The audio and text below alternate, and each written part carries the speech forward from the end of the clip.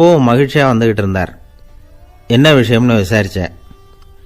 நான் தோற்று போயிட்டேன், அதுதான் மனசுக்கு மகிழ்ச்சியாக இருக்குது அப்படின்னார். எனக்கு இது ரொம்ப ஆச்சரியமாக போச்சு. இந்த உலகத்தில் தோற்று போகிறவங்க யாரும் மகிழ்ச்சியாக இருக்கிறது இல்லை. அப்படி இருக்கிறப்ப இவர் இப்படி சொல்கிறாரே, எங்கே தோற்று போனீங்கன்னு கேட்டேன். அதுக்கப்புறம் தான் அவர் விவரமாக சொன்னார். என்னோட 5 வயசு குழந்தையோட நான் விளையாடிக்கிட்டு இருந்தேன். அந்த விளையாட்டில் என் குழந்தை ஜெயிச்சுட்டுது, நான் தோற்று போயிட்டேன் அப்படின்னார் ரொம்ப உற்சாகமாக. நான் யோசித்து பார்த்தேன். அதாவது நாம் சின்ன குழந்தையாக இருக்கிறப்போ எந்த விளையாட்டில் கலந்துக்கிட்டாலும் அதில் நாம் தான் ஜெயிக்கணும்னு ஒரு வெறி நமக்குள்ளே இருக்கும். நம்மளை எதிர்த்து விளையாடுறவர் நல்லவரா கெட்டவரா, பெரியவரா சின்னவரா அப்படிங்கிறதெல்லாம் முக்கியம் கிடையாது. அவர் தோற்று போகணும், நாம் ஜெயிக்கணும், அதுதான் முக்கியம். எதிரியை சந்தோஷப்படுத்த விளையாடுகிற கலை அப்போ நமக்கு தெரியறதில்ல. வாழ்க்கையில் ஒரு பக்குவம் வந்ததுக்கு அப்புறம் வெற்றி பெறணுங்கிற மன அழுத்தம் போயிடுது. போட்டியில் ஜெயிக்கணுங்கிறத விட குழந்தையை சந்தோஷப்படுத்தணுங்கிறது முக்கியமாக போச்சு. ஜெயிக்கணுங்கிற வெறி ஓடி போட்டுது. ஒரு குழந்தையாக இருந்தப்போ நம்ம வளர்ச்சிக்கு உதவிய வெறி பெரியவனானதுக்கு பிறகு நமக்கு எதிரியாக மாறுது. அதை சரியான சமயத்தில் நாம் புரிஞ்சுக்கிட்டோம்னா போதும், நாம் பொழைச்சிக்கலாம். ஒவ்வொரு மனுஷனுமே வாழ்க்கையோட அடுத்த கட்ட வளர்ச்சியில் அடி எடுத்து வைக்கிற நேரத்தில் தன்கிட்ட இருந்து ஏதோ ஒரு குணத்தை அல்லது தன் குணம் இருந்த ஏதோ ஒரு உறவை நாம் இழக்கத்தான் வேண்டியிருக்குது. ஒரு கட்டம் வரைக்கும் உதவியாக இருந்த குணம் அடுத்த கட்டத்துக்கு தடையாக கூட மாறிடலாம். இந்த பரிமாண மாற்றத்துக்கு உள்ளாகிற ஒவ்வொருத்தரும் பிரத்யட்சமாக இதை உணர்றாங்க. ஆனால் பல பேர் எப்படின்னா பழசை திறந்துவிட்டு புதிய கொள்கைகளை உருவாக்கிக்கிறதுக்கு இஷ்டம் இல்லாமல் இருந்துடுறாங்க, அல்லது அப்படி செய்ய முடியாமல் தவிக்கிறாங்க. இதையெல்லாம் மீறி அந்த பழசை திறந்துட்டா அதை இழந்ததால் உண்டாகிற மன அழுத்தம் சில காலத்துக்கு வருத்திக்கிட்டு தான் இருக்கும், வேறு வழி இல்லை.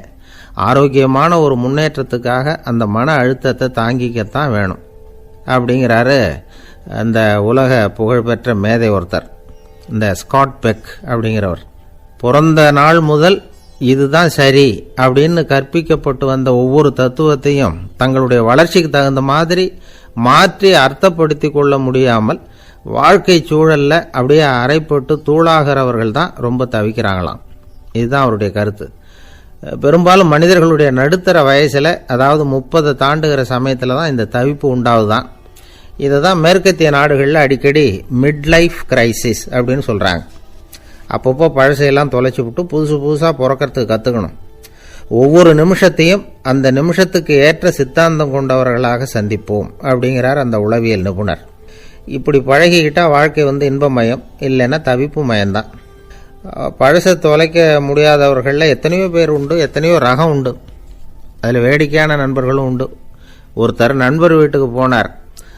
அவர் ஏதோ இனிப்பு பலகாரம் கொடுத்து சாப்பிட சொல்லியிருக்கிறாங்க அவங்க வீட்டில். இவர் சாப்பிட்டு பார்த்துட்டு சொன்னாராம், சார் 6 மாதத்துக்கு முன்னாடி ஒரு தடவை இங்கே வந்தேன், அப்போது ஒரு இனிப்பு பலகாரம் கொடுத்தீங்க, அது இதை விட நல்லா இருந்தது சார் அப்படின்னாராம். அப்போ செஞ்ச அதே இனிப்பு பலகாரம் தான் சார் இதுவும் அப்படின்னாராம் அவர். இயேசுநாதர்கிட்ட ஒருத்தர் கேட்டாராம், இயேசுவே என்னை எவ்வளவு நேசிக்கிறீர்கள் அப்படின்னு. அவர் தன்னுடைய 2 கைகளையும் அகல விரித்து இவ்வளவு என்று சொல்லி சிலுவையில் உயிர் நீத்தார் அப்படின்னு சொல்லுவாங்க. அதாவது அந்த நேசிப்புக்கு எல்லை கிடையாது, அதே போல மன்னிப்புக்கும் எல்லை கிடையாது. இது இயேசுநாதர் சொல்லி கொடுத்த ஒரு பாடம். இயேசுனுடைய சீடர்களில் ஒருத்தன் பீட்டர், அவன் ஒரு நாள் இயேசுநாதர்கிட்ட கேட்டிருக்கான், இயேசுவே நான் என்னுடைய தம்பி கிட்ட அடிக்கடி சண்டை போட்டுக்கிட்டு இருக்கிறேன், என்னுடைய சகோதரன் கூட, அவனை நான் எத்தனை தடவை மன்னிக்கிறது? ஏற்கனவே 7 தடவை அவனை மன்னிச்சுட்டேன் அப்படின்னு சொல்லியிருக்கிறான்.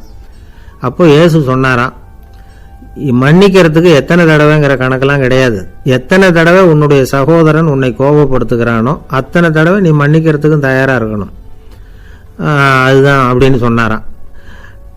அப்போ இவனுக்கு ஒன்றும் புரியல, இது என்ன அவன் தப்பு பண்ணிக்கிட்டே இருப்பான், நாம் மன்னிச்சுக்கிட்டே இருக்கிறதா அப்படிங்கிறது மாதிரி குழப்பமாக இருந்திருக்கிறான். அப்போ இயேசுநாதர் தன்னுடைய சீடன் பீட்டர்கிட்ட ஒரு கதை சொன்னாராம்.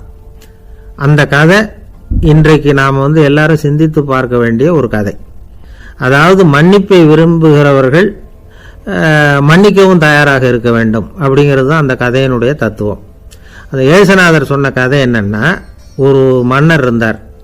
அவர் ஒரு நாள் அரண்மனையில் உட்காந்து கணக்கு வழக்குகள்லாம் பார்த்துக்கிட்டு இருந்தார். நம்ம அரண்மனையிலேருந்து யார் யார் அரசாங்க கடன் வாங்கியிருக்கிறாங்க, யார் யார் திருப்பி செலுத்தியிருக்கிறாங்க அப்படிங்கிற விவரத்தையெல்லாம் பார்த்துக்கிட்டு இருந்தார்.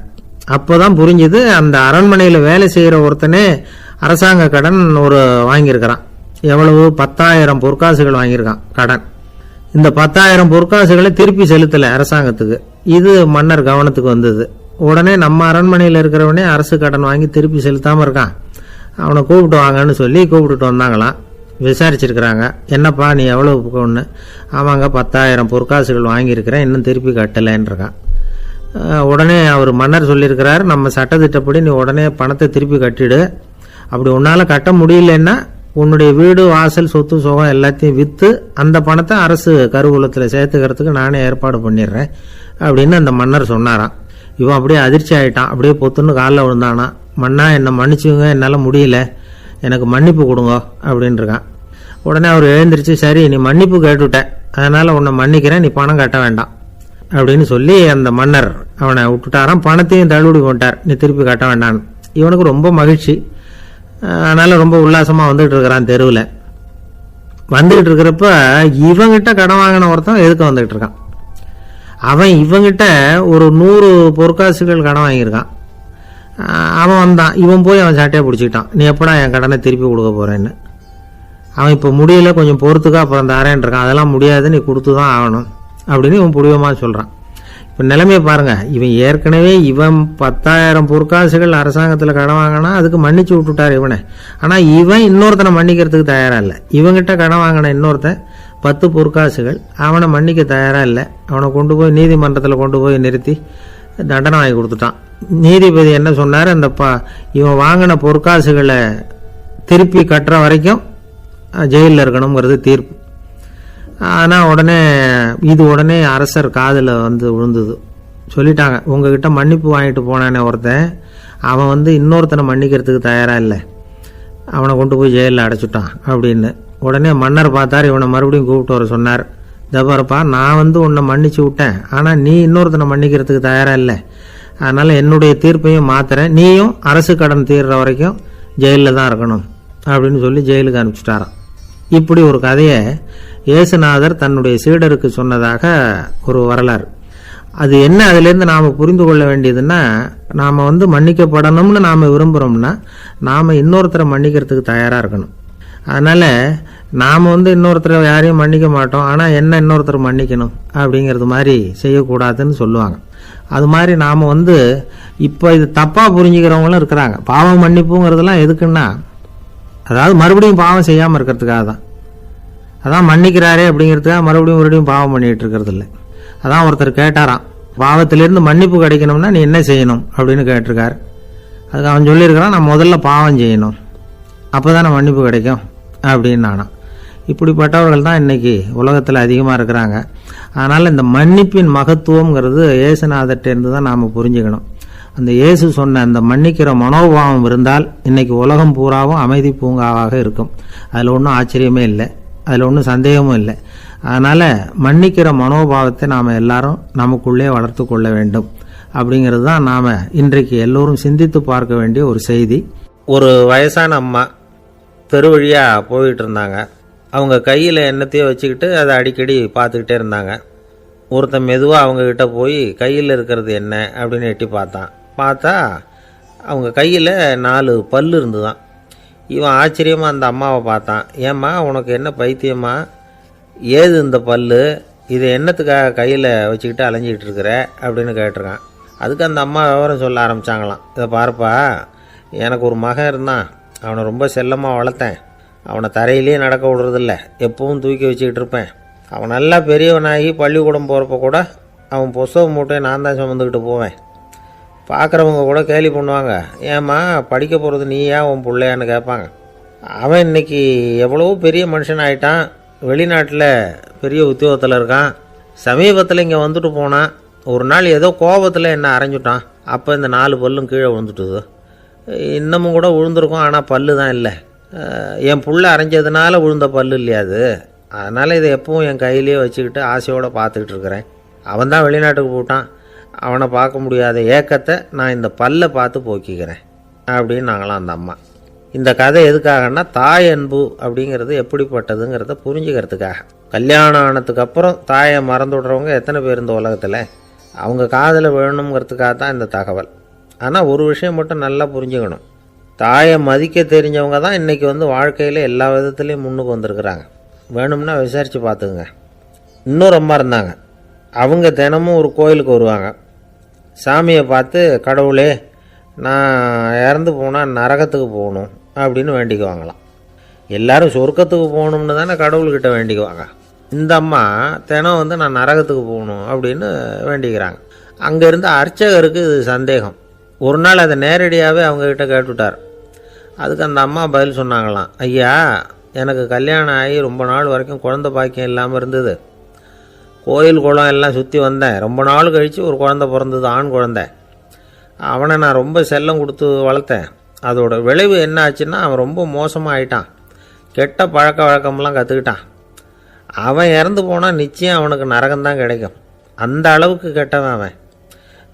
அப்படிப்பட்ட காரியங்கள்லாம் பண்ணிகிட்ருக்கான், எனக்கு தெரியும். இவனுக்காக நரகத்தில் கூட யாரும் தயவு காட்ட மாட்டாங்க, தாட்சண்யம் காட்ட மாட்டாங்க. அதனால் இவனுக்கு முந்தி நான் இறந்து நரகத்துக்கு போயிட்டா அங்கே இவனை கவனிச்சிக்கலாமே, இவனுக்கு பணிவிடை செய்யலாமேன்னு பார்க்குறேன் அப்படின்னு நாங்களாம். அதனால தான் நான் நரகத்துக்கு போகணும்னு தினம் ஆண்டவனை வேண்டிகிட்டு இருக்கிறேன் அப்படின்னு கண்கலங்கி அந்த அம்மா சொன்னாங்களாம். அதுதான் தாய் உள்ளம்ங்கிறது. தாயின் பெருமையை சரியாக உணர்ந்துட்டா அவங்களுக்கு எப்பவும் எந்த கஷ்டமும் வராது.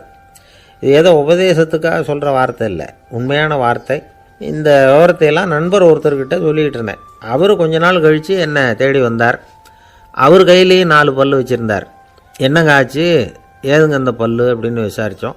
உங்கள் உபதேசத்தை கேட்டுவிட்டு இந்த உலகத்தில் எல்லாரையும் தாயாக நினைக்க ஆரம்பிச்சிட்டேன். ஒரு அம்மாவை கடத்தரில் பார்த்து தாயேன்னு கூப்பிட்டேன். அவங்க உடனே பலார்னு என்னை அரைஞ்சிட்டாங்க. பல்லு விழுந்துட்டுது. அதை தான் பொறுக்கி எடுத்துக்கிட்டு நேராக உங்களை தேடி வந்துக்கிட்டு இருக்கிறேன்னார். தாயேன்னு தானே கூப்பிட்டீங்க, அதுக்கு ஏன் அரைஞ்சாங்க அப்படின்னு கேட்டோம். நான் தாயேன்னு கூப்பிட்டது அவங்க காதில் நாயேன்னு விழுந்துட்டு தான், அதுதான் அப்படி ஆயிட்டுது அப்படின்னார். ஊருக்கு வெளியில் அமைதியான ஒரு இடம், அங்கே ஒரு ஆசிரமம், அங்கே ஒரு சாமியார். அவர் தினமும் நல்ல போதனைகள்லாம் செய்வார். பல பேர் போய் அங்கேயே சில நாள் தங்கி இருந்து அவர் சொல்கிற அறிவுரைகளை எல்லாம் கேட்டுக்கிட்டு வர்றது வழக்கம். ஒரு தடவை அவரை பார்த்துட்டு போகிறதுக்காக 3 வெளியூர் தம்பதிகள் வந்தாங்களாம். அந்த மடத்திலேயே சாப்பிட்டுக்கிட்டு தங்கி இருந்து அவங்களுடைய போதனைகளை கேட்டுக்கிட்டு போகணுங்கிறது அவங்க நோக்கம். காலையில் குளிச்சுட்டு பூஜையில் உட்காந்தார் அந்த சுவாமி. இவங்களும் குளிச்சுட்டு அந்த பூஜையை பார்க்கறதுக்காக அவர் முன்னாடி உட்காந்தாங்க. பூஜை ஆரம்பமாச்சு. சம்பிரதாயப்படி அது ரொம்ப நேரம் நடந்துக்கிட்டே இருக்குது. இவங்களுக்கு நல்ல பசி இருந்தாலும் இந்த நேரத்தில் அதை எப்படி வெளியில் காட்டிக்கிறது? பேசாமல் இருந்தாங்க. அந்த சுவாமி பூஜையை முடித்தார். அதுக்கப்புறம் பேச ஆரம்பித்தார். பேச்சு அருமையாக தான் இருந்தது, அமிர்தமாக தான் இருந்தது. இருந்தாலும் இவங்களுக்கு இருக்கிற வயிற்று பசி அது சரியாக கவனிக்க விடலை. அந்த சுவாமியே இதை கவனிச்சதா தெரியல. இவங்களுக்கு மனசுக்குள்ள ஒரு எண்ணம், உள்ளே சாப்பாடு தயாராகிட்டு இருக்கும் போல இருக்கு. இந்த பேச்சு முடிஞ்சது நம்மளை உள்ளே அழைச்சிட்டு போய் சாப்பாடு போடுவாங்கன்னு நினைக்கிறோம் அப்படின்னு இவங்களாம் நினச்சிக்கிட்டாங்க. ஆனால் சுவாமி இதை பற்றி எதுவுமே பேசலை, கண்டுக்கலை. ஒரு அம்மாவால் அதுக்கு மேலே சும்மா இருக்க முடியுமா? முடியல. சாப்பாட்டை கவனிக்கலாமா அப்படின்னு சொல்லி மெதுவாக ஆரம்பித்தாங்க. ஓ, கவனிக்கலாமே அப்படின்னு உள்ளே அழைச்சிட்டு போனார் சுவாமி. இவங்க ரொம்ப அவசரமாக எழுந்திரிச்சு உள்ளே ஓடினாங்க. அங்கே ஒரு மேஜை மேலே ஒரு கிண்ணம் மூடி இருந்தது. ஓ, இதுதான் சாப்பாட்டு மேஜை போல இருக்கு, இங்கே சாப்பாடு வந்துடும் அப்படின்னு நினச்சாங்க. உடனே போய் சுற்றி உட்காந்துக்கிட்டாங்க. சுவாமி அந்த கிண்ணத்தை எடுத்து அந்த அம்மா கிட்ட கொடுத்தார். அவங்க அதை வாங்கி மூடியை திறந்து பார்க்குறாங்க. உள்ளே ஒரு சாவி இருக்குது. ஓ, சரிதான், இது சமையலறை சாவி போல இருக்கு. அங்கே போய் அதை திறந்து சாப்பாட்டை நாமே எடுத்துக்கிட்டு இங்கே வச்சுக்கிட்டு சாப்பிட்ணும் போல இருக்கு அப்படின்னு நினச்சாங்க. சாவி இருக்கு இல்லையா, வாங்க பூட்டு நிறையா காட்டுறேன் அப்படின்னு சுவாமி அவங்கள அழைச்சிட்டு போனார், காட்டினார். இவங்க அந்த அறையை ரொம்ப ஆவலோடு திறந்தாங்க. உள்ளே பார்த்தா அங்கே அரிசி, பருப்பு, விதவிதமான காய்கறி எல்லாம் இருக்குது. சமையலுக்கு வேண்டிய மிளகாய், எண்ணெய், பால், தயிர், நெய் இப்படி எல்லாமே இருக்குது. அடுப்பு, விறகு, நெருப்பு போட்டி அது கூட அங்கே இருக்குது. சாப்பாடு தயாராக இருக்கும்னு நினச்சிக்கிட்டு போனால் இப்படி இருக்குதே அப்படின்னு சொல்லி அதை பார்த்ததும் ரொம்ப சோர்ந்து போட்டாங்க அவங்க. சுவாமி, என்ன இது சாப்பாடு இல்லையா அப்படின்னாங்க. அதுதான் சாப்பாட்டுக்கு வேண்டிய எல்லாம் இங்கே இருக்குதே.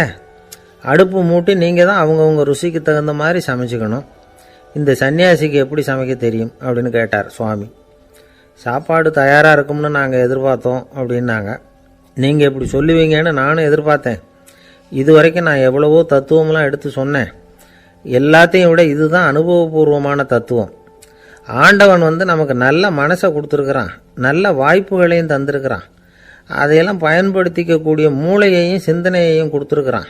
அதனால் அடுப்பை தான் நீங்கள் மூட்டணும், அடுப்பை வந்து நீங்கள் தான் மூட்டணும், உங்களுக்கு உகந்ததை நீங்கள் தான் சமைச்சு ருசித்து அனுபவிக்கணும். ஆண்டவனே அதை செஞ்சுக்கிட்டு இருக்க மாட்டான் அப்படின்னாராம் அந்த சுவாமி. நம்முடைய வாழ்க்கையில் பல நல்ல பலன்களை பெறறதுக்கு நாம் தான் முயற்சி பண்ணணும். அதுக்குரிய சூழ்நிலையை தான் ஆண்டவன் கொடுப்பானே தவிர அதை விளக்கிறதுக்காக தான் அந்த சுவாமி அப்படி செஞ்சு காட்டியிருக்கிறார். இது ஒரு பெரியவர் இப்படி ஒரு விளக்கம் கொடுத்தார். அதுக்கப்புறம் அந்த 3 தம்பதிகளும் தெளிவடைஞ்சுட்டாங்களாம். நாம் தெளிவடைகிறது எப்போங்கிறது தான் தெரியல அப்படின்னு பல பேர் இதை கேட்டுட்டு சொல்லிகிட்டு இருக்கிறாங்க. இந்த கதையை நம்முடைய நண்பர் ஒருத்தர்கிட்ட சொன்னேன். அந்த நண்பர் ரொம்ப சந்தோஷப்பட்டார். நீங்கள் சொல்கிறது கரெக்டு சார், ஆனால் நான் அதை விட ஒரு படி மேலே சார். எனக்கெல்லாம் அரிசி பருப்பு இருக்கிற ரூம் எதுன்னு கையை காட்டிட்டா போதும், உடனே கிண்ணத்துலேருந்து சாவியை எடுத்து கொடுக்கணுங்கிற அவசியம்லாம் இல்லை எனக்கு. அப்புறம் எப்படி ரூமை திறந்துருவீங்க அப்படின்னு கேட்டேன். பூட்டை உடச்சி திறந்துருவேன், அதுதான் எனக்கு பழக்கம் அப்படிங்கிறார். ஐயா, என்னுடைய நூல் வெளியீட்டு விழாவுக்கு அவசியம் நீங்கள் வரணும் அப்படின்னு கூப்பிட்டார் ஒருத்தர். எப்போ வரணும்னு கேட்டேன். அடுத்த வாரம்னார். சரி, புத்தகம் தயாராகிட்டுதா அப்படின்னேன். நாளைக்கு தான் அச்சிக்க கொடுக்க போகிறேன்னார். என்னங்க இது, புத்தகம் அச்சிடுறதுக்கு முன்னாடியே அழைப்புதழை வந்து அச்சடிச்சு விட்டீங்களே அப்படின்னு கேட்டேன். அதனால் என்னங்க, அந்த காலம் மாதிரியா போடலாம், அச்சுக்கலை வந்து எவ்வளவோ முன்னேறியாச்சுங்க. Linotype, monotype, phototype, laser, இப்படி என்னென்னமோ வந்தாச்சு. இன்றைக்கி கொடுத்தா நாளைக்கே புத்தகம் தயார் அப்படின்னார். இப்படி இந்த அளவுக்கு முன்னேறி இருக்கிற இந்த அச்சுக்கலை ஆரம்பத்தில் எப்படி இருந்தது தெரியுமா? அந்த காலத்தில் காகிதம்னா என்னென்னே தெரியாது, அப்படி ஒன்று கண்டுபிடிக்கப்படவே இல்லை. அப்போல்லாம் எதையாவது ஒன்று எழுதணும்னா அதுக்கு ஆட்டு தோலை தான் பயன்படுத்தி இருக்கிறாங்க. கண்ணுக்குட்டி தோல் கூட அதுக்கு உபயோகப்பட்டு தான். ஐரோப்பாவில் இருந்த பாதிரியார்கள் தோலில் எழுதப்பட்ட புத்தகத்தை தயாரிக்கிறதுல ரொம்ப கெட்டிக்காரங்களாம். எகிப்து, அப்புறம் மத்திய தரைக்கடல் ஓரத்தில் உள்ள நாடுகள், இங்கே எல்லாம் தோல் தான் எழுது பொருளாக பயன்பட்டு வந்திருக்குது. ஆனால் நம்ம நாட்டில் ஓலைச்சுவடிகளை எழுத்துக்கு பயன்படுத்தி இருக்கிறாங்க. எழுதுறதுக்கு தோலை பயன்படுத்தினவங்க பிறகு பேப்பரைஸ் அப்படிங்கிற கோரை புல்லை வந்து அதுக்கு பயன்படுத்தினாங்களாம். இதெல்லாம் அப்படி கொஞ்சம் கொஞ்சமாக கண்டுபிடிச்சிட்டு வந்திருக்கிறாங்க. அந்த புல்லை வந்து கச்சிதமாக நறுக்க வேண்டியது, நல்லா பதப்படுத்த வேண்டியது, அதுக்கப்புறம் அதில் எழுத வேண்டியது, அவ்வளவுதான். பேப்பருங்கிற சொல்லே இந்த பேப்பைரஸ் அப்படிங்கிறதுலேருந்து வந்தது தான். அதுக்கப்புறம் தான் காகிதம் வந்தது. இதை முதல்ல சீன நாட்டில் தான் கண்டுபிடிச்சாங்க. அது வந்த பிறகு அச்சு எந்திரம் கண்டுபிடிக்க வேண்டிய அவசியம் ஏற்பட்டது. அதை கண்டுபிடிச்சவர் ஜெர்மானிய அறிவியல் அறிஞர் ஜான் கூட்டன்பர்க். அச்சு கலைக்கு அடித்தளம் அமைச்சவர் அவர் தான். ஜெர்மனியில் மெயின்ஸ் அப்படிங்கிற ஊரில் 1399 பிறந்தார். அவரோட மாமன் ஒருத்தர் உலோக வேலையில் வல்லவர். அவர்கிட்ட அந்த வேலையை கற்றுக்கிட்டார். அதோட வைர கற்களை வந்து பட்டை தீட்டுறதுலேயும் ரொம்ப தேர்ச்சி பெற்றிருந்தார். இளம் வயசுலேயே சும்மா இருக்க மாட்டாராம், எதை செஞ்சாலும் அதை திறமையாக செய்வாராம். அவர் தான் முதல்ல மர அச்சு எழுத்துக்களை உருவாக்கினார். அது மேலே மை தடவி பிரதிகள் எடுத்தார். அதுக்கப்புறம் உலோக எழுத்துக்கள், முதல்ல காரியம், அப்புறம் இரும்பு, அப்புறம் கலப்பு உலோகம், பிறகு அச்சடிக்கிறதுக்கு எந்திரம் ஒன்றையும் உருவாக்கினார். முதல்ல பைபிள் அச்சடித்தார். 1468 அவர் இறந்து போனார். 16ஆம் நூற்றாண்டில் மேலை நாடுகளிலிருந்து மர எழுத்துக்களை கொண்டுகிட்டு வந்து தமிழ்நாட்டில் கிறிஸ்தவ நூல்களை அச்சிட்டாங்க. அப்போல்லாம் வந்து அச்சகங்கள் வந்து போதிய அளவுக்கு இங்கே இல்லை. அதுக்கு என்ன காரணம்னா, இந்தியர்கள் வந்து அச்சகங்களை நடத்தக்கூடாது அப்படின்னு சட்டம். 1835 வரைக்கும் அந்த சட்டம் வந்து நடைமுறையில் இருந்தது. இந்த நிலைமையில் அங்கேயும் இங்கேயுமா 1-2 அச்சகங்கள் ஆரம்பமாச்சு. 1713 தரங்கம்பாடியில் லூத்தரன் மிஷன் அச்சகம், அதே ஆண்டில் சென்னையில் SPCK அச்சகம். இது ரெண்டும் தான் இந்தியாவில் முதல்ல தொடங்கப்பட்ட அச்சகங்கள். ஆட்டுத்தோல்லையும் ஓலைச்சுவடியிலையும் எழுதப்பட்ட எழுத்துக்கள் இன்றைக்கி எங்கேயோ போயிடுது. ஆனால் நம்ம ஊரில் எழுத்தாளர்கள் நிலைமை தான் ஒன்றும் சொல்லிக்கிறது மாதிரி இல்லை. நம்ம ஆள் ஒருத்தர் சொன்னார், சார், நான் சொந்தத்தில் ஒரு அச்சாபீஸ் வச்சுருந்தேன், இப்போவும் வச்சுருக்கிறேன். அதனால் என்னுடைய படைப்புகளை புத்தகமாக வெளியிடுறதில் எனக்கு ஒன்றும் கஷ்டம் இல்லை. வருஷத்துக்கு ஒரு புத்தகம் எழுதி வெளியிட்டுருவேன். 15 வருஷமாக இலக்கிய உலகத்துக்கு இப்படி சேவை செஞ்சுக்கிட்டு வர்றேன். ஆனால் இந்த வருஷம்தான் வாசகர்கள் வந்து எனக்கு பாராட்டு விழா நடத்தி இருக்கிறாங்க அப்படின்னார். இந்த வருஷம் அப்படி என்ன விசேஷம் அப்படின்னு கேட்டோம். இந்த வருஷம்தான் நான் எந்த புத்தகம் எழுதி வெளியிடாமல் இருந்தேன், அதுக்காகத்தான் எனக்கு இந்த பாராட்டு விழா அப்படின்னார். ஒரு நண்பர் இருக்கார், எப்போ பார்த்தாலும் கையில் ஒரு புத்தகம் இருக்கும், புத்தகம் இல்லாமல் எங்கேயும் புறப்பட மாட்டார். எதுக்காக இப்படி எடுத்துகிட்டு போகிறீங்க அப்படின்னு கேட்டால், எனக்கு இது ஒரு நல்ல நண்பன் மாதிரி, இந்த காலத்தில் எங்கே போனாலும் காத்திருக்க வேண்டியிருக்கு, அது மாதிரி சமயத்தில் நான் நண்பன் கூட பேசிக்கிட்டு இருப்பேன் அப்படிம்பாரான். ஒருத்தர் ஒரு பெரிய அரச பதவியில் இருந்தார். அவர் பதவியிலிருந்து இறங்க வேண்டிய சூழ்நிலை. அரசு கொடுத்துருந்த வீட்டை விட்டுட்டு வெளியில் வர்றார். வரும்பொழுது 2 கையிலையும் 2 பெட்டியை எடுத்துகிட்டு வந்தாராம். சார், உங்களுடைய உடைமைகள் அப்படின்னு கேட்குறாங்க அங்கே இருந்த ஊழியர்கள். இவர் தன்னுடைய கையில் இருக்கிற பெட்டியை காட்டி, இதுதான் என்னுடைய சொத்து அப்படின்னாராம். ஒரு பெட்டியில் அவருடைய உடைகள், இன்னொரு பெட்டியில் அவர் விரும்பி படிக்கிற புத்தகங்கள், அவ்வளவுதான். இதுதான் இருந்துதான். புத்தகம் படிக்கிறது மனசுக்கு நல்லதுங்கிறது நமக்கு தெரியும். புத்தக வாசிப்பு உடம்புக்கும் நல்லதுங்கிறாங்க. அது நமக்கு ஆச்சரியமாக தான் இருக்குது. ஒரு நபர் ஒரு வருஷத்தில் சராசரியாக 2000 பக்கங்களை படிச்சிருக்கணுமா, யுனெஸ்கோ பரிந்துரை. ஆனால் நம்ம நாட்டில் நாம் சராசரியாக படிக்கிறது 32 பக்கங்கள், அவ்வளவுதான். இவ்வளவுக்கு நம்ம நாட்டில் 6000த்துக்கும் மேற்பட்ட நாளேடுகள், 2000த்துக்கும் மேற்பட்ட இதழ்கள், மலர்கள், இவ்வளவு இருந்தும் சரியாக வரல. இந்த உலகத்தில் முதல் நூலகம் எங்கே எப்போ ஆரம்பமாச்சு தெரியுமா? கிமு 2500ஆம் ஆண்டில் அது ஆரம்பமாயிருக்குது. பாபிலோனியாவில் அமில் அணு அப்படிங்கிற அரசன் தான் நூலகத்தை உருவாக்கி இருக்கிறான். அப்போல்லாம் தாள் கிடையாது, களிமண் தான். களிமண் பலகைகளில் எழுதி அது தொகுத்து அப்படியே நூலாக்கி அதை நூலகத்தில் வச்சுருப்பாங்களாம். அரசருடைய நூலகத்தில் 1000த்துக்கும் மேற்பட்ட நூல்கள் இருந்ததாக வரலாற்று குறிப்பு இருக்குது. அது மட்டும் இல்லை, அந்த நூலகத்தில் பொருள் வாரியாக, அதாவது சப்ஜெக்ட் வாரியாக புத்தகங்களை வகைப்படுத்தி வச்சுருந்தாங்களாம். அதில் மிச்சம் இருந்த ஒரு 25 களிமண் பலகை புத்தகங்கள் இன்றைக்கும் பிரிட்டிஷ் அருங்காட்சியகத்தில் இருக்குதான். அச்சு தாள் இதெல்லாம் ஏற்பட்டதுக்கு அப்புறம் அமைக்கப்பட்டது தான் பிரான்சில் இருக்கக்கூடிய பாரிஸ் நூலகம். 1480 பிரெஞ்சு மன்னர் 11ஆம் லூயி இந்த நூலகத்தை அமைச்சாராம். ஆனால் அப்போல்லாம் அரசர்கள் மட்டும்தான் நூலகத்தை பயன்படுத்த முடியுமா. அதுக்கப்புறம் 17ஆம் நூற்றாண்டில் இந்த முறை மாறி பொதுமக்கள் அங்கே போகலாம், படிக்கலாம் அப்படிங்கிற நிலைமை வந்துதான். போட்லியன் நூலகம் அப்படின்னு அதுக்கு பேர், பாரிஸ் நகரத்தில் இருக்குது. அங்கே தான் நூல்களின் பட்டியல் தயாரிப்பு பணி ஆரம்பமாச்சு. கல்வி வளர்ச்சியையும் நூலகத்தையும் இணைச்சவர் நெப்போலியன் போனபார்ட். முன்பணம் செலுத்தி புத்தகத்தை படிக்கிற முறையையும் அவர் தான் கொண்டுகிட்டு வந்தாராம். மக்கள்கிட்ட வசூலிக்கிற வரியின் ஒரு பகுதியை நூலகத்துக்கு பயன்படுத்தினவரும் அவர் தானா. நெப்போலியன் நூலகத்தில் உலகத்தில் உள்ள எல்லா மொழி நூல்களும் இருக்குதான். அங்கே ஒரு தமிழ் நூலும் இருந்திருக்குது. அது என்னென்னா கம்பராமாயணம். சோவியத் யூனியனுக்கு படையெடுத்து போனப்போ அங்கேருந்து லட்சக்கணக்கான புத்தகங்களை இந்த பனிச்சறுக்கு வாகனங்கள் இருக்குல்ல, அதில் கொண்டுகிட்டு வந்ததாக வரலாறு. அடுத்தபடியாக குறிப்பிட்டு சொல்லத்தக்க நூலகம் எதுன்னா பிரிட்டிஷ் நூலகம். மிக பழைய கையெழுத்து பிரதியெல்லாம் கூட அங்கே இருக்குது. 1753 ஆரம்பமாச்சு. அதில் உள்ள நூல்களை வரிசையாக அடுக்கினா 180 கிலோமீட்டர் நீளத்துக்கு வருமா. மிகப்பெரிய நூலகம் அமெரிக்க தலைநகர் வாஷிங்டனில் இருக்குதான். இந்தியாவை பொறுத்த வரைக்கும் பெரிய பழைய நூலகம் எதுன்னா கல்கத்தா நூலகம். எல்லா இந்திய மொழி நூல்களும் இங்கே உண்டு. மகாகவி பாரதியார் நடத்தின இந்தியாங்கிற இதழின் எல்லா பிரதிகளும் அங்கே பாதுகாப்பாக இருக்குது. படிக்கும் பழக்கம் இங்கே வளர வேண்டியிருக்குது. ஒருத்தர்கிட்ட ஒரு புஸ்தகத்தை கொடுத்து விமர்சனம் எழுத சொல்லியிருந்தாங்க. கொஞ்ச நாள் கழித்து அவரை போய் பார்த்து, என்னங்க புஸ்தகத்தை படித்து பார்த்தீங்களா அப்படின்னு கேட்டாங்களாம். இதுக்கு அவர் சொல்லியிருக்கிறார், இன்னும் நான் படித்து பார்க்கலிங்க, இப்போ தானே விமர்சனமே எழுதி முடிச்சிருக்கிறேன், இனிமே தான் படிக்கணும் அப்படின்னாராம். ஒருத்தர் அவசரமாக போய்கிட்டு இருந்தார். எங்கே போய்கிட்டு இருக்கீங்க அப்படின்னு கேட்டார் ஒரு பெரியவர். கடைக்கு போகிறேன் சார், சாமான் வாங்கிறதுக்கு அப்படின்னார். அங்கே போகிறதுக்கு முன்னாடி தெரிஞ்சிக்க வேண்டியதெல்லாம் தெரிஞ்சுக்கிட்டீங்களா அப்படின்னு கேட்டார் பெரியவர். கடைக்கு போய் காசை கொடுத்து ஒரு பொருளை வாங்கிட்டு வரப்போகிறோம், இதில் தெரிஞ்சிக்க வேண்டியது என்ன இருக்குது அப்படின்னார் அலட்சியமாக. இப்போ அந்த பெரியவர் பேச ஆரம்பித்தார். இந்த உலகத்தில் எந்த ஒரு செயலில் இறங்குறப்போவும் நாம் நல்லா ஆலோசனை பண்ண வேண்டிய விஷயம் 5 அப்படின்னார். உதாரணமாக, ஒருத்தன் கடைக்கு போய் ஏதோ ஒரு பொருளை வாங்கிட்டு வர போகிறான்னு வச்சுக்கோங்களேன். அப்போ கூட அவன் 5 விஷயங்களை பற்றி தெரிஞ்சுக்க வேண்டியிருக்குது அப்படிங்கிறார் அவர். முதல்ல அந்த பொருள் எப்படிப்பட்டது அப்படிங்கிறத தெரிஞ்சுக்கணும். ரெண்டாவதாக தன்னை பற்றியும் தெரிஞ்சுக்கணும்.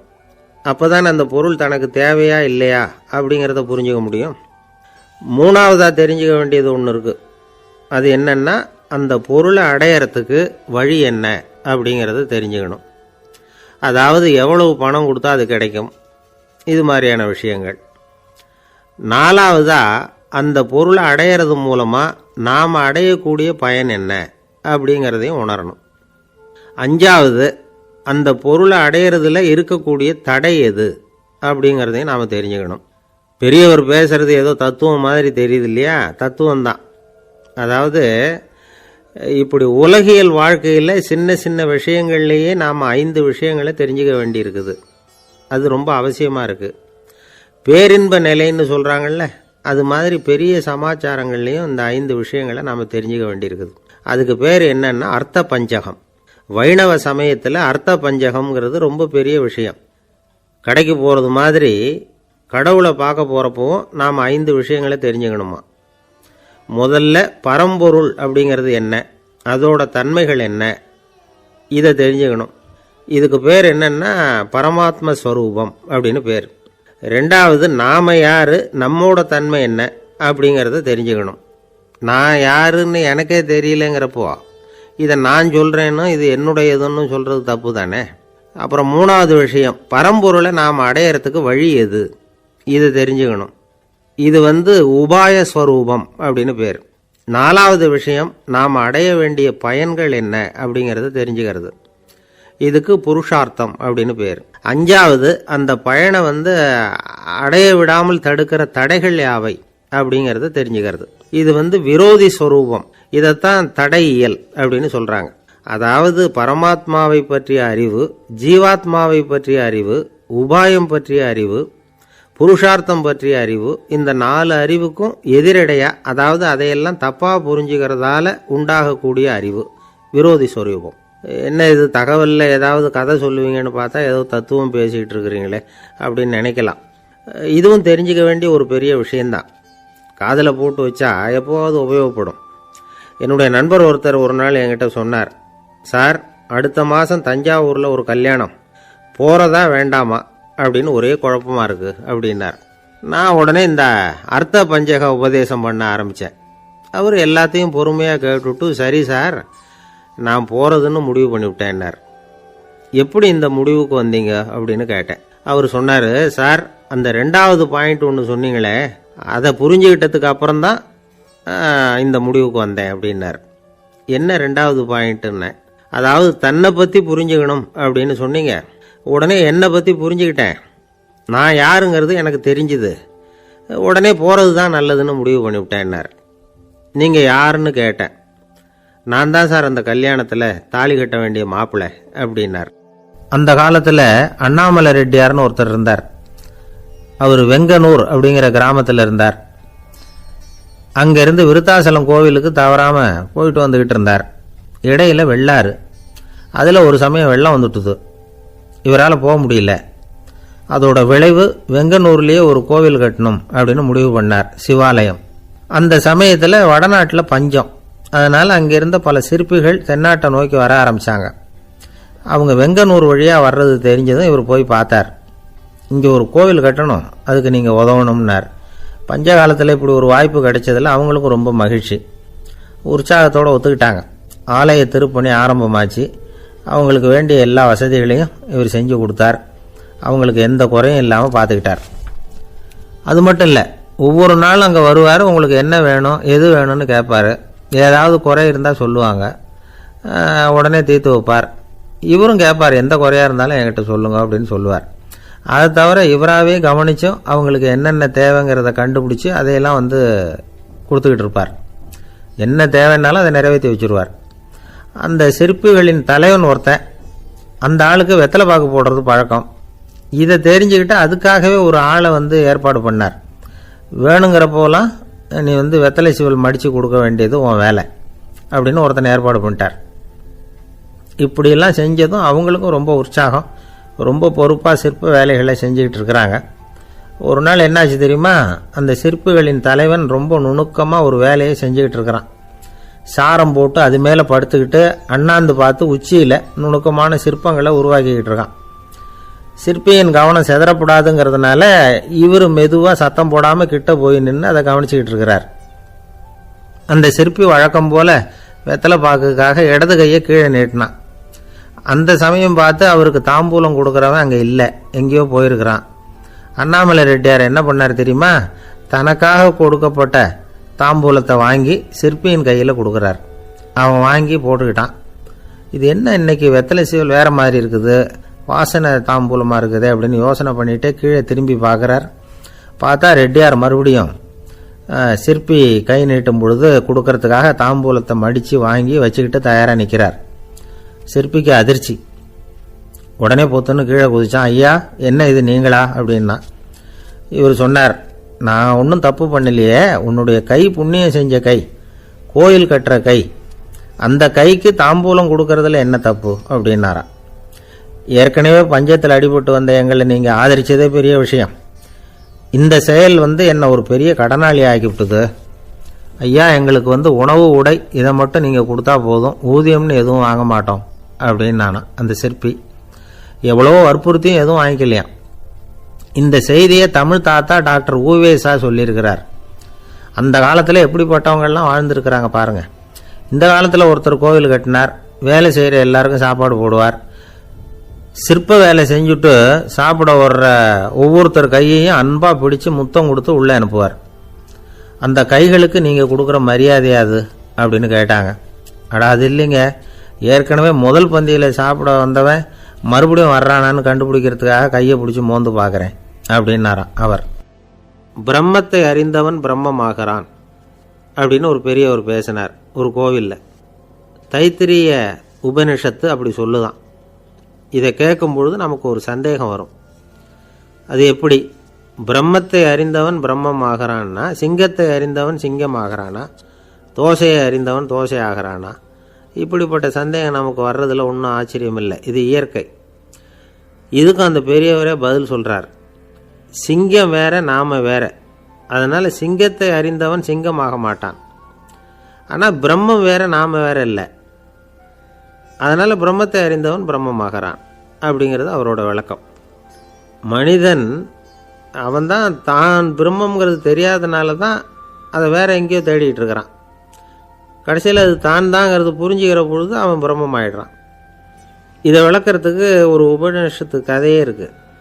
நமக்கு தெரிஞ்ச கதை தான், ஆனால் அதை வேறு விதமான அர்த்தத்தில் விளையாட்டாக சொல்லிகிட்டு இருக்கிறோம். ஒரு சமயம் ஒரு 10 நண்பர்கள் ஒரு காட்டு வழியாக போய்கிட்டு இருக்கிறாங்க. குறுக்க ஒரு நதி, அதை கடந்து அடுத்த பக்கம் போகணும். எல்லாரும் ஒரு வழியாக கடந்து அடுத்த கரைக்கு போய் சேர்ந்துட்டாங்க. அங்கே போய் சேர்ந்ததுக்கப்புறம் எல்லாரும் பத்திரமா சேர்ந்துட்டோமா அப்படின்னு தெரிஞ்சுக்கிறதுக்காக எண்ணி பார்க்குறான் அந்த கூட்டத்து தலைவன். அவங்க மொத்தம் 10 பேர். ஆனால் அவன் எண்ணி பார்க்குறப்போ 9 தான் வருது. ஏன்னா அவன் தன்னை விட்டுவிட்டான். எதிரில் நிற்கிறவங்கள மட்டுமே எண்ணுறான். ஐயோ 10வது ஆள் எங்கேங்கிறான், பதறான். சரி நீ இரு, நான் எண்ணி பார்க்குறேன்னு சொல்லிவிட்டு இன்னொருத்தன் எண்ணுறான். அவனும் தன்னை விட்டுட்டு எண்ணுறான். 9 தான் வருது. எல்லோரும் கொய்யோ முறையோன்னு கத்த ஆரம்பிச்சிட்டாங்க. அந்த சமயத்தில் ஒரு பெரியவர் அந்த பக்கமாக வர்றார். என்ன விஷயம்னு விசாரிக்கிறார். 10வது ஆள் 6 அடிச்சுட்டு போட்டுது அப்படின்னு சொல்லி இவங்க அழறாங்க. சரி அழாதீங்க அப்படின்னு சொல்லி அந்த தலைவனை பார்த்து இப்படி வாங்குறார். வர்றான். இப்போ எனக்கு முன்னாடி ஒரு தரம் எண்ணு பார்க்கலாம்ங்கிறார். 1 2 3ன்னு ஆரம்பித்து 9ல் முடிக்கிறான். உடனே பெரியவர் நீ தான் அந்த 10வது ஆள் அப்படிங்கிறார். இது உண்மை. நாம தான் அது. நாம தான் நம்மளை வேற எங்கேயோ தேடிட்டு இருக்கிறோம். நாம் எங்கேயோ தேடிட்டு இருக்கிறோமே, அந்த பிரம்மம் நாம தான். இப்படி ஒரு பெரிய உண்மையை விளக்கிறதுக்காக தான் அப்படி ஒரு கதை சொல்லப்பட்டது. ஆனால் அதை நாம் வேறு விதமாக வேடிக்கையாக உபயோகப்படுத்திக்கிட்டு இருக்கிறோம். எப்படி தெரியுமா? ஒரு ஆத்தங்கரையில் ஒரு 10 பேர் முழிச்சுக்கிட்டே நின்றுக்கிட்டு இருந்தாங்களாம். அந்த பக்கமாக வந்த ஒருத்தன் ஏன் இப்படி முழிச்சுக்கிட்டு நிற்கிறீங்கன்னு கேட்டிருக்கிறான். எங்களுக்கு நீச்சல் தெரியாது, நாங்கள்லாம் அடுத்த கரைக்கு போய் சேரணும் அப்படின்னு நாங்களாம். சரி நாங்கள் கொண்டுட்டு போய் விடுறேன். எல்லாரும் அக்கறைக்கு போய் சேர்ந்த உடனே ஆளுக்கு ₹1 வீதமாக மொத்தம் ₹10 எனக்கு கொடுக்கணும் அப்படின்ட்டுருக்கான் இவன். சரின்னு ஒத்துக்கிட்டாங்க. இவன் ஒவ்வொருத்தராக கையை பிடிச்சி மெதுவாக ஆற்றுல இறக்கி அழைச்சிட்டு போயிட்டான். 9 பேரை கரை சேர்த்துட்டான். 10வது ஆள் பாதி ஆற்றுல போயிட்டு இருக்கிறப்போ திடீர்னு வெள்ளம் வந்துட்டுது. புடி நழுவி போச்சு. கையை விட்டுட்டான். வெள்ளம் அடிச்சுட்டு போட்டுது. அழைச்சிட்டு வந்தவன் நீச்சல் அடித்து தட்டு தடுமாறி கரைக்கு சேர்ந்துட்டான். கரையில் இருந்தவங்களுக்கு இந்த விஷயம் தெரியாது. இருந்தாலும் இவன் உடம்பு பூரா நனைஞ்சி கொஞ்சம் அதிகமாகவும் மூச்சு வாங்க நின்றுக்கிட்டு இருந்தானா, ஏங்க ஏன் இப்படி மூச்சு வாங்குது, என்ன விஷயம் அப்படின்னு கேட்டாங்களாம். அதுக்கு இவன் கொஞ்சமாக அலட்டிக்காமல் சொன்னானா, வேறு ஒன்றும் இல்லை, நீங்கள் கொடுக்க வேண்டிய 10 ரூபாயில் 1 ரூபா குறைஞ்சி போச்சு, அவ்வளவுதான் அப்படின்னானா. ஒரு ஆள் ராமகிருஷ்ணரை தேடி வந்தான். அவன் கையில் 1000 பொற்காசுகள் வச்சுருந்தான்.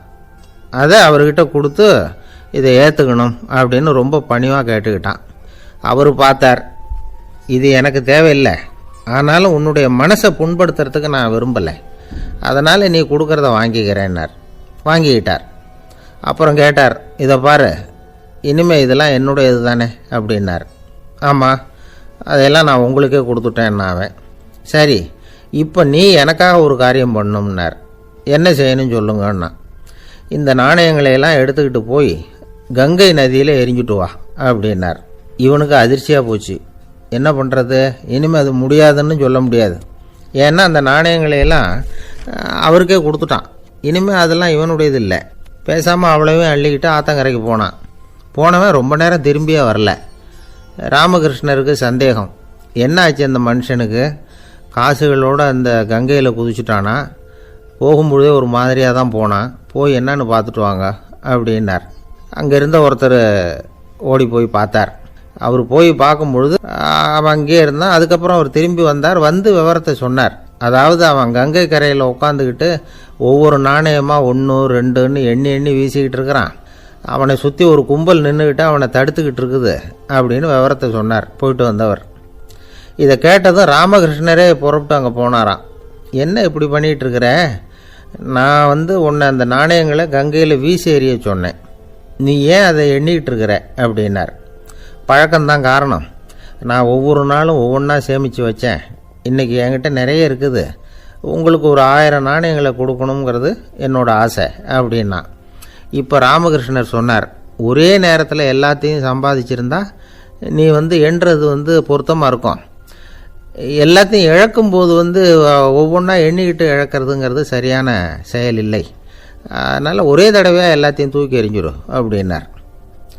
இது இழப்பது அப்படிங்கிற ஒரு உயர்ந்த நிலை.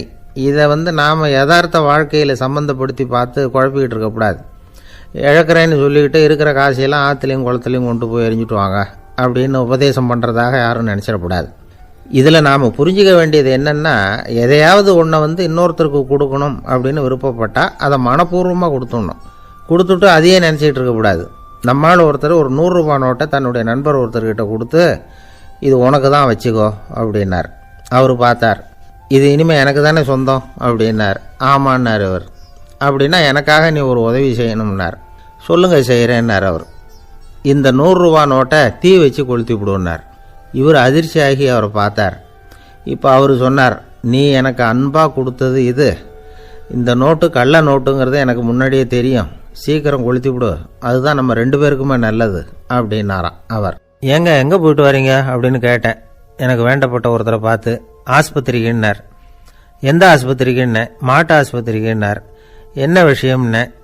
மாமனாருக்கு உடம்பு சரியில்லை, அதுதான் மாட்டு ஆஸ்பத்திரிக்கு போயிட்டு வரேன்னார். அட பாவி, அதுக்கு அந்த ஆஸ்பத்திரிக்காக போவாங்க அப்படின்னு ஆச்சரியமா. அட அது இல்லைப்பா, முதல்ல எங்கள் குடும்ப டாக்டர் தான் தேடிக்கிட்டு போனேன், அவர் அந்த நேரத்தில் அவர் வளர்க்குற நாய்க்குட்டிக்கு உடம்பு சரியில்லைன்னு சொல்லி அதை தூக்கிக்கிட்டு மாட்டு ஆஸ்பத்திரிக்கு போயிட்டாராம் சொன்னாங்க, அதனால் அங்கே போய் அவரை சந்தித்து விஷயத்தை சொல்லிவிட்டு வர்றேன்னார். அப்புறம் தான் எனக்கு கொஞ்சம் நிம்மதியாக இருந்தது. பொதுவாக நமக்கு தெரிஞ்ச வரையில் டாக்டர்கள் 2 வகை. நமக்கு வைத்தியம் பண்ணுற டாக்டர்கள் ஒரு வகை, நம்மக்கிட்ட இருக்கிற ஆடு மாடு கோழிக்கு வைத்தியம் பண்ணுற டாக்டர்கள் ஒரு வகை. இப்போ தான் எனக்கு தெரியும் இன்னொரு வகையான டாக்டர்களும் உண்டுங்கிறது. அது யாருன்னா, பூச்சிகளுக்கு வைத்தியம் பண்ணுற டாக்டர்கள், அதாவது பூச்சி டாக்டர்கள். வெளிநாடுகளில் அப்படிலாம் கூட சில பேர் இருக்கிறாங்க. பிரிட்டனில் யார்க்ஷயர் வட்டாரத்தில் ராதர்ஹாம் அப்படின்னு ஒரு ஊர், அங்கே ஒரு விலங்கியல் மருத்துவர் பேர் டாக்டர் லான்ஸ் ஜெப்சன். அவர் ஆஸ்பத்திரி வாசலில் பார்த்தீங்கன்னா தினமும் நிறைய பேர் நின்றுக்கிட்டு இருப்பாங்க. கையில் கண்ணாடி குடுவை, தகர டப்பா இப்படி ஏதாவது இருக்கும், அதுக்குள்ளே ஏதாவது பூச்சிகள் இருக்கும். அதுக்கு வைத்தியம் பண்ணுறதுக்காக வந்தவங்க தான் அவங்கெல்லாம். சிலந்தி பூச்சி, பல்லி, தேளு, பாம்பு இப்படி ஏதாவது இருக்கும்.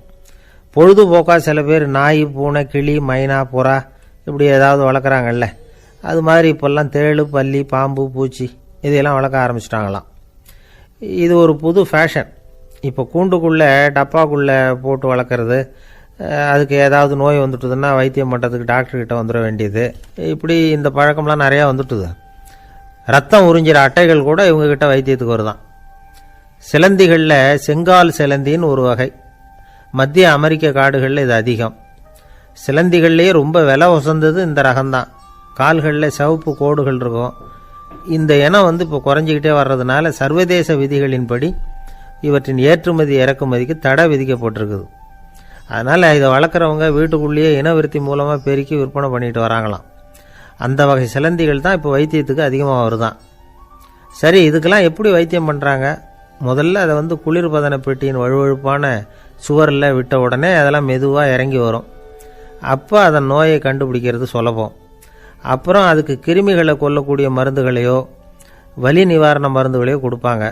கால் உடைஞ்ச சிலந்திகளுக்கு பசையை கொண்டு ஆப்ரேஷன் பண்ணுவாங்க. சில சிலந்திகளுக்கு உடைஞ்ச காலை எடுத்துட்டா புதிய கால் வளர்ந்துடும். சிலந்திகளை மனிதர்கள் கையில் எடுக்கிறப்போ அது பயந்து போய் கீழே குதிக்குது. அதனால் கால் உடஞ்சி விடுது, இல்லைன்னா வயிறு சேதமடையுது. அந்த நிலைமையில் வர்ற சிலந்திகளுக்கு மயக்க மருந்து கொடுத்து ஆப்ரேஷன்லாம் கூட பண்ணுறாங்களாம். பார்த்தீங்களா பூச்சிகளுக்கு வந்த வாழ்வே?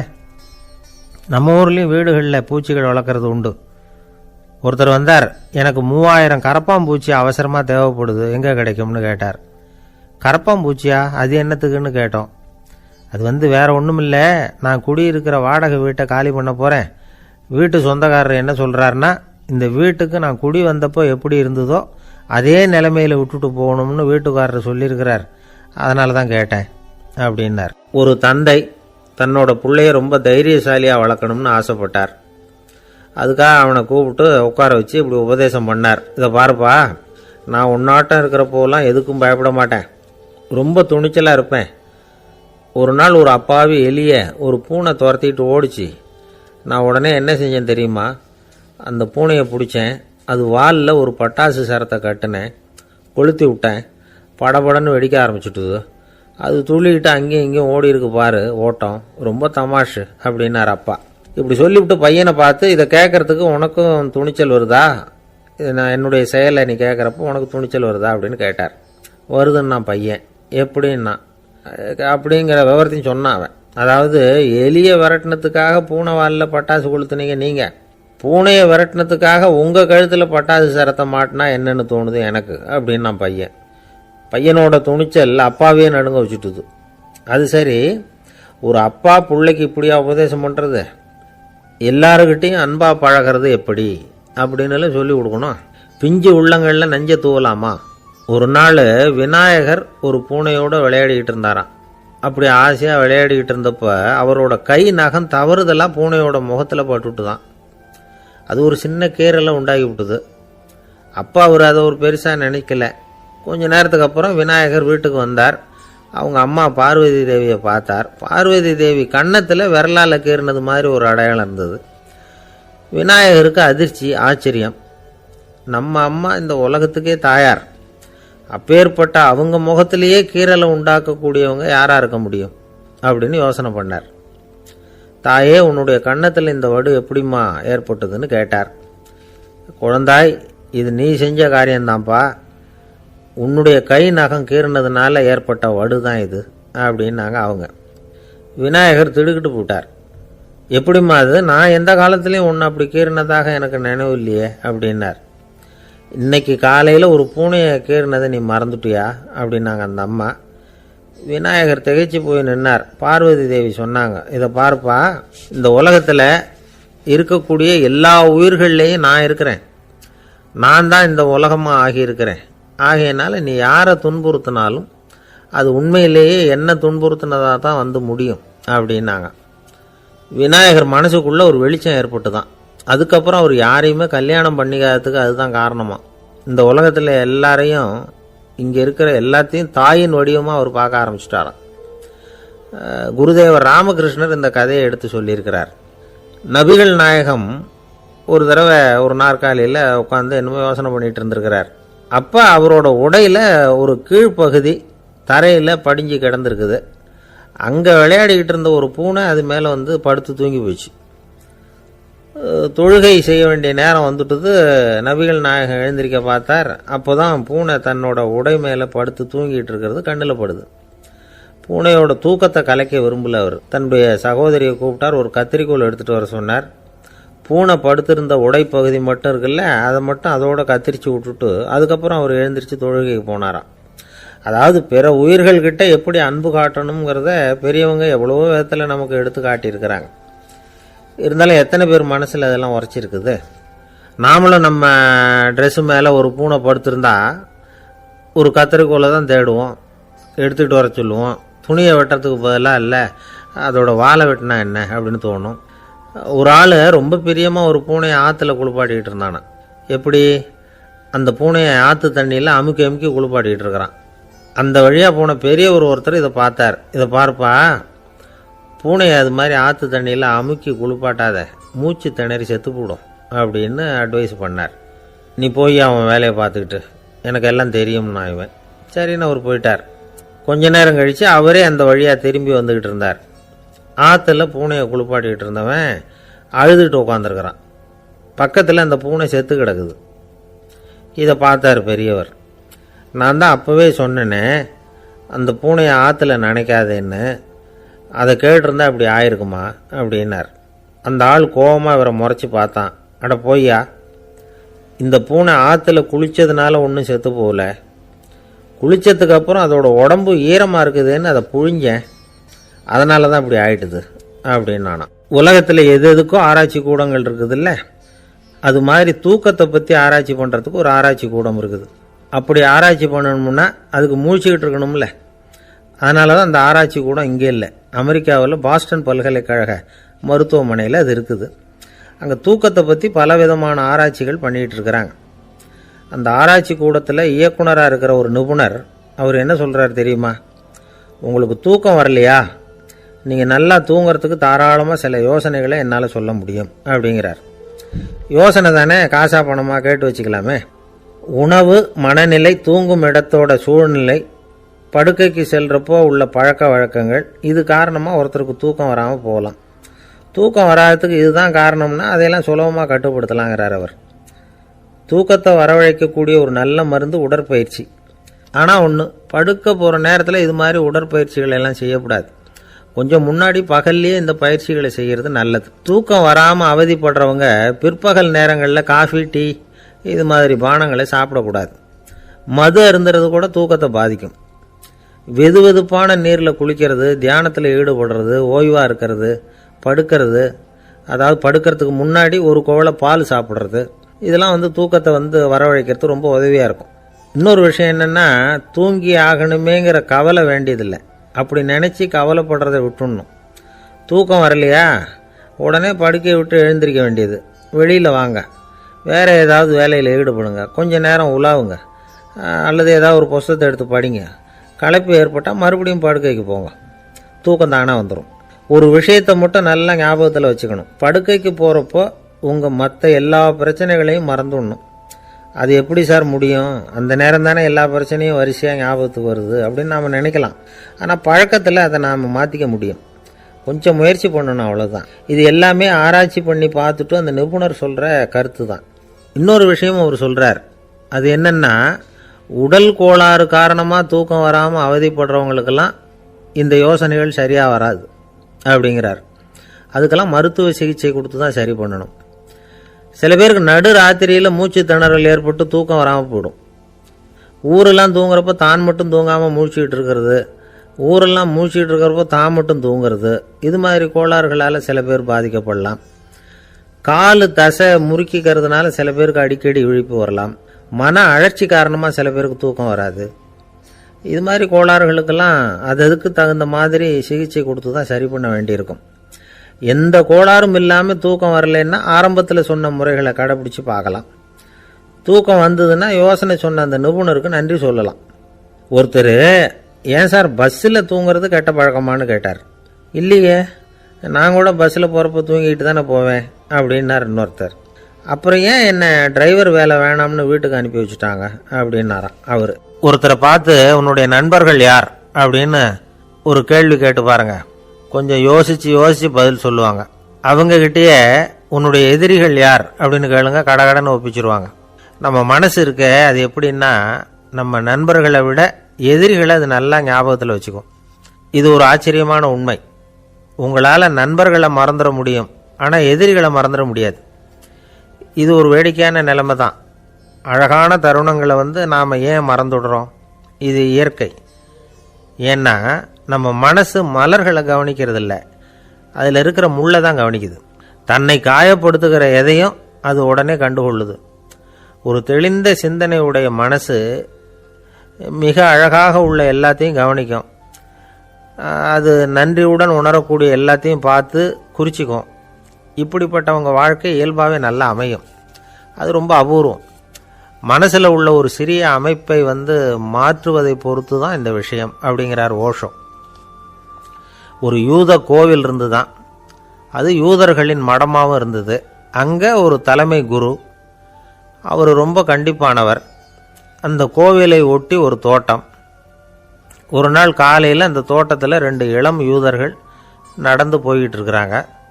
காலையில் 1 மணி நேரம், மாலையில் 1 மணி நேரம் அவங்க அந்த தோட்டத்தில் நடக்கிறதுக்கு அனுமதி உண்டு. மற்ற நேரங்களில் அவங்க மத புத்தகங்களை படிக்கணும், பிற விதிமுறைகளை கடைபிடிக்கணும். அந்த 2 பேருமே தொடர்ந்து புகைப்பிடிக்கிற பழக்கம் உள்ளவங்க. ஆனால் கோவில் மடத்தில் இருக்கிறப்போ அவங்க புகைப்பிடிக்க முடியாது, அது கடுமையான குற்றம். சரி, நாம் தோட்டத்தில் இருக்கிறப்போவாவது புகைப்பிடிக்கலாமா அப்படின்னு ஒரு ஆசை அவங்க 2 பேருக்குமே. இருந்தாலும் பயம். இப்படி கேட்டால் மதகுரு என்ன சொல்லுவாரோ அல்லது என்ன செய்வாரோங்கிற பயம். இப்படியே கொஞ்ச நாள் ஆச்சு. ஒரு நாள் அந்த 2 பேரில் ஒருத்தன் ரொம்ப கலங்கி போய் அந்த கோவிலிருந்து வெளியில் வந்துக்கிட்டு இருந்தான். வந்தவன் நேராக தோட்டத்து பக்கம் போனான். அங்கே இன்னொருத்தன் ஆனந்தமாக புகை பிடிச்சிக்கிட்டு இருக்கிறான். அதை பார்த்து தான் இவனுக்கு அதிர்ச்சி. அட கடவுளே, என்ன இது, நீ கேட்காமலே ஆரம்பிச்சிட்டியா அப்படின்னா. இல்லை இல்லை, நான் கேட்டுவிட்டு தான் ஆரம்பிச்சிருக்கேன்னா அவன். அப்படியா, என்ன மனுஷன் இவர், நானும் தான் கேட்டேன், என்ன கண்ணாபுண்ணான்னு திட்டிவிட்டார். இது என்ன கோவிலா இல்லை நரகமா? உனக்கு புகை பிடிக்கணும்னு ஆசையாக இருந்தால் நரகத்துக்கு போகணும்னு சொல்லிவிட்டார். அது சரி, உன்னை மட்டும் எப்படி அனுமதிச்சார் அப்படின்னு கேட்டான் இவன். அவன் சிரிச்சுக்கிட்டே, நீ எப்படி கேட்ட சொல்லு அப்படின்னா. நாம் இந்த தோட்டத்துக்கு வர அனுமதிக்கப்பட்டிருக்கிறதே ஜபத்துக்காகத்தானே, அதனால் நான் ஜபம் சொல்லும் பொழுது புகை பிடிக்கலாமா அப்படின்னு கேட்டேன். அதுக்கு தான் அவர் சத்தம் போட்டு என்னை அடிக்கவே வந்துட்டார் அப்படின்னா இவன். நீ ஒரு மாதிரியாக கேட்டிருக்க, நான் வேறு மாதிரியாக கேட்டிருக்கிறேன். ஜபம் சொல்லும்போது புகை பிடிக்கலாமான்னு நீ கேட்டிருக்க. ஐயா, புகை பிடிக்கும் பொழுது ஜபிக்கலாமா அப்படின்னு நான் கேட்டேன். அதில் தப்பு ஒன்றும் இல்லை அப்படின்னு பதில் சொல்லிட்டார் அப்படின்னா. ஒரு சிறிய மாற்றம்தான் அது மிகப்பெரிய மாறுதலை ஏற்படுத்தி விட்டது. மனசு நல்ல விதமாக சிந்திக்க ஆரம்பிச்சுட்டுதுன்னா மகிழ்ச்சிக்கு பஞ்சம் இல்லை. ஒரு கஞ்சன் ஆற்றுல விழுந்துட்டான். வெள்ளத்தில் தத்தளிச்சுக்கிட்டு இருக்கிறான். கரையில் நின்ன ஒருத்தர், உன் கையை கொண்டா இப்படி பிடிச்சி இழுத்து கரையில் சேர்த்து விடுறேன்னார். எதையும் கொடுத்து பழக்கம் இல்லாத அவன் கையையும் கொடுக்க மாட்டேன்னுட்டான். இவர் பார்த்தார், உன் கையை கொடுன்னு சொல்கிறதுக்கு பதிலாக நான் என் கையை கொடுக்குறேன் பிடிச்சிக்கோ அப்படின்னார். அவன் கப்புன்னு பிடிச்சிக்கிட்டான், இழுத்து கரையில் போட்டார். ஒரு காலத்தில் பிரஷ்யா அப்படின்னு ஒரு தேசம் இருந்தது. இப்போ ஜெர்மனி இருக்குல்ல, இதோட பெரும்பகுதி ஒரு காலத்தில் பிரஷ்யாங்கிற பேரில் இருந்தது. அப்போ அதுக்கு அரசராக இருந்தவர் மகா ஃப்ரெடரிக், அதாவது ஃப்ரெடரிக் தி கிரேட் அப்படின்னு சொல்லுவாங்க. அந்த ராஜாவுக்கு ஒரு சந்தேகம். நாம் பல வகையான வரிகளை விதித்து வசூல் பண்ணுறோம், அப்படி பண்ணி வருமானம் குறைஞ்சிக்கிட்டே போகுதே, இதுக்கு என்ன காரணமாக இருக்கும்? இதுதான் அவருக்கு ஏற்பட்ட சந்தேகம். ஒரு சமயம் அந்த அரசர் தம்முடைய அமைச்சர்களையும் பிரபுக்களையும் தளபதிகளையும் கூப்பிட்டு ஒரு விருந்து வச்சார். விருந்து முடிஞ்சதும் அவங்கள பார்த்து இந்த சந்தேகத்தை கேட்டார். வரிகள் அதிகமாக விதித்து வருமானம் குறையறதுக்கு என்ன காரணம் அப்படின்னு கேட்டார். பல பேருக்கு இதுக்கு சரியாக பதில் சொல்ல தெரியல. அனுபவசாலியான ஒரு தளபதி எழுந்திருச்சார். அரசே, அது எப்படிங்கிறத இப்போ உங்களுக்கு காட்டுறேன்னார். உடனே ஒரு பெரிய பனிக்கட்டி ஒன்றை தன்னுடைய கையில் எடுத்தார். அதை அப்படியும் எப்படியும் திருப்பி பார்த்தார். அப்புறம் அடுத்தவர்கிட்ட கொடுத்தார். அவரும் அதை அப்படியும் இப்படியும் திருப்பி பார்த்துட்டு அடுத்தபடியாக இருந்தவர்கிட்ட கொடுத்தார். இப்படியே இதை ஒவ்வொருத்தராக பார்த்துட்டு ஒவ்வொரு கையாக மாறி கடைசியில் மன்னர் கைக்கு போய் சேர்ந்தது. மன்னர் கைக்கு அந்த பனிக்கட்டி போய் சேர்ந்தப்போ அது கொஞ்சம் கொஞ்சமாக உருகி ஒரு பட்டாணி கடலை சைஸுக்கு ஆயிட்டுது.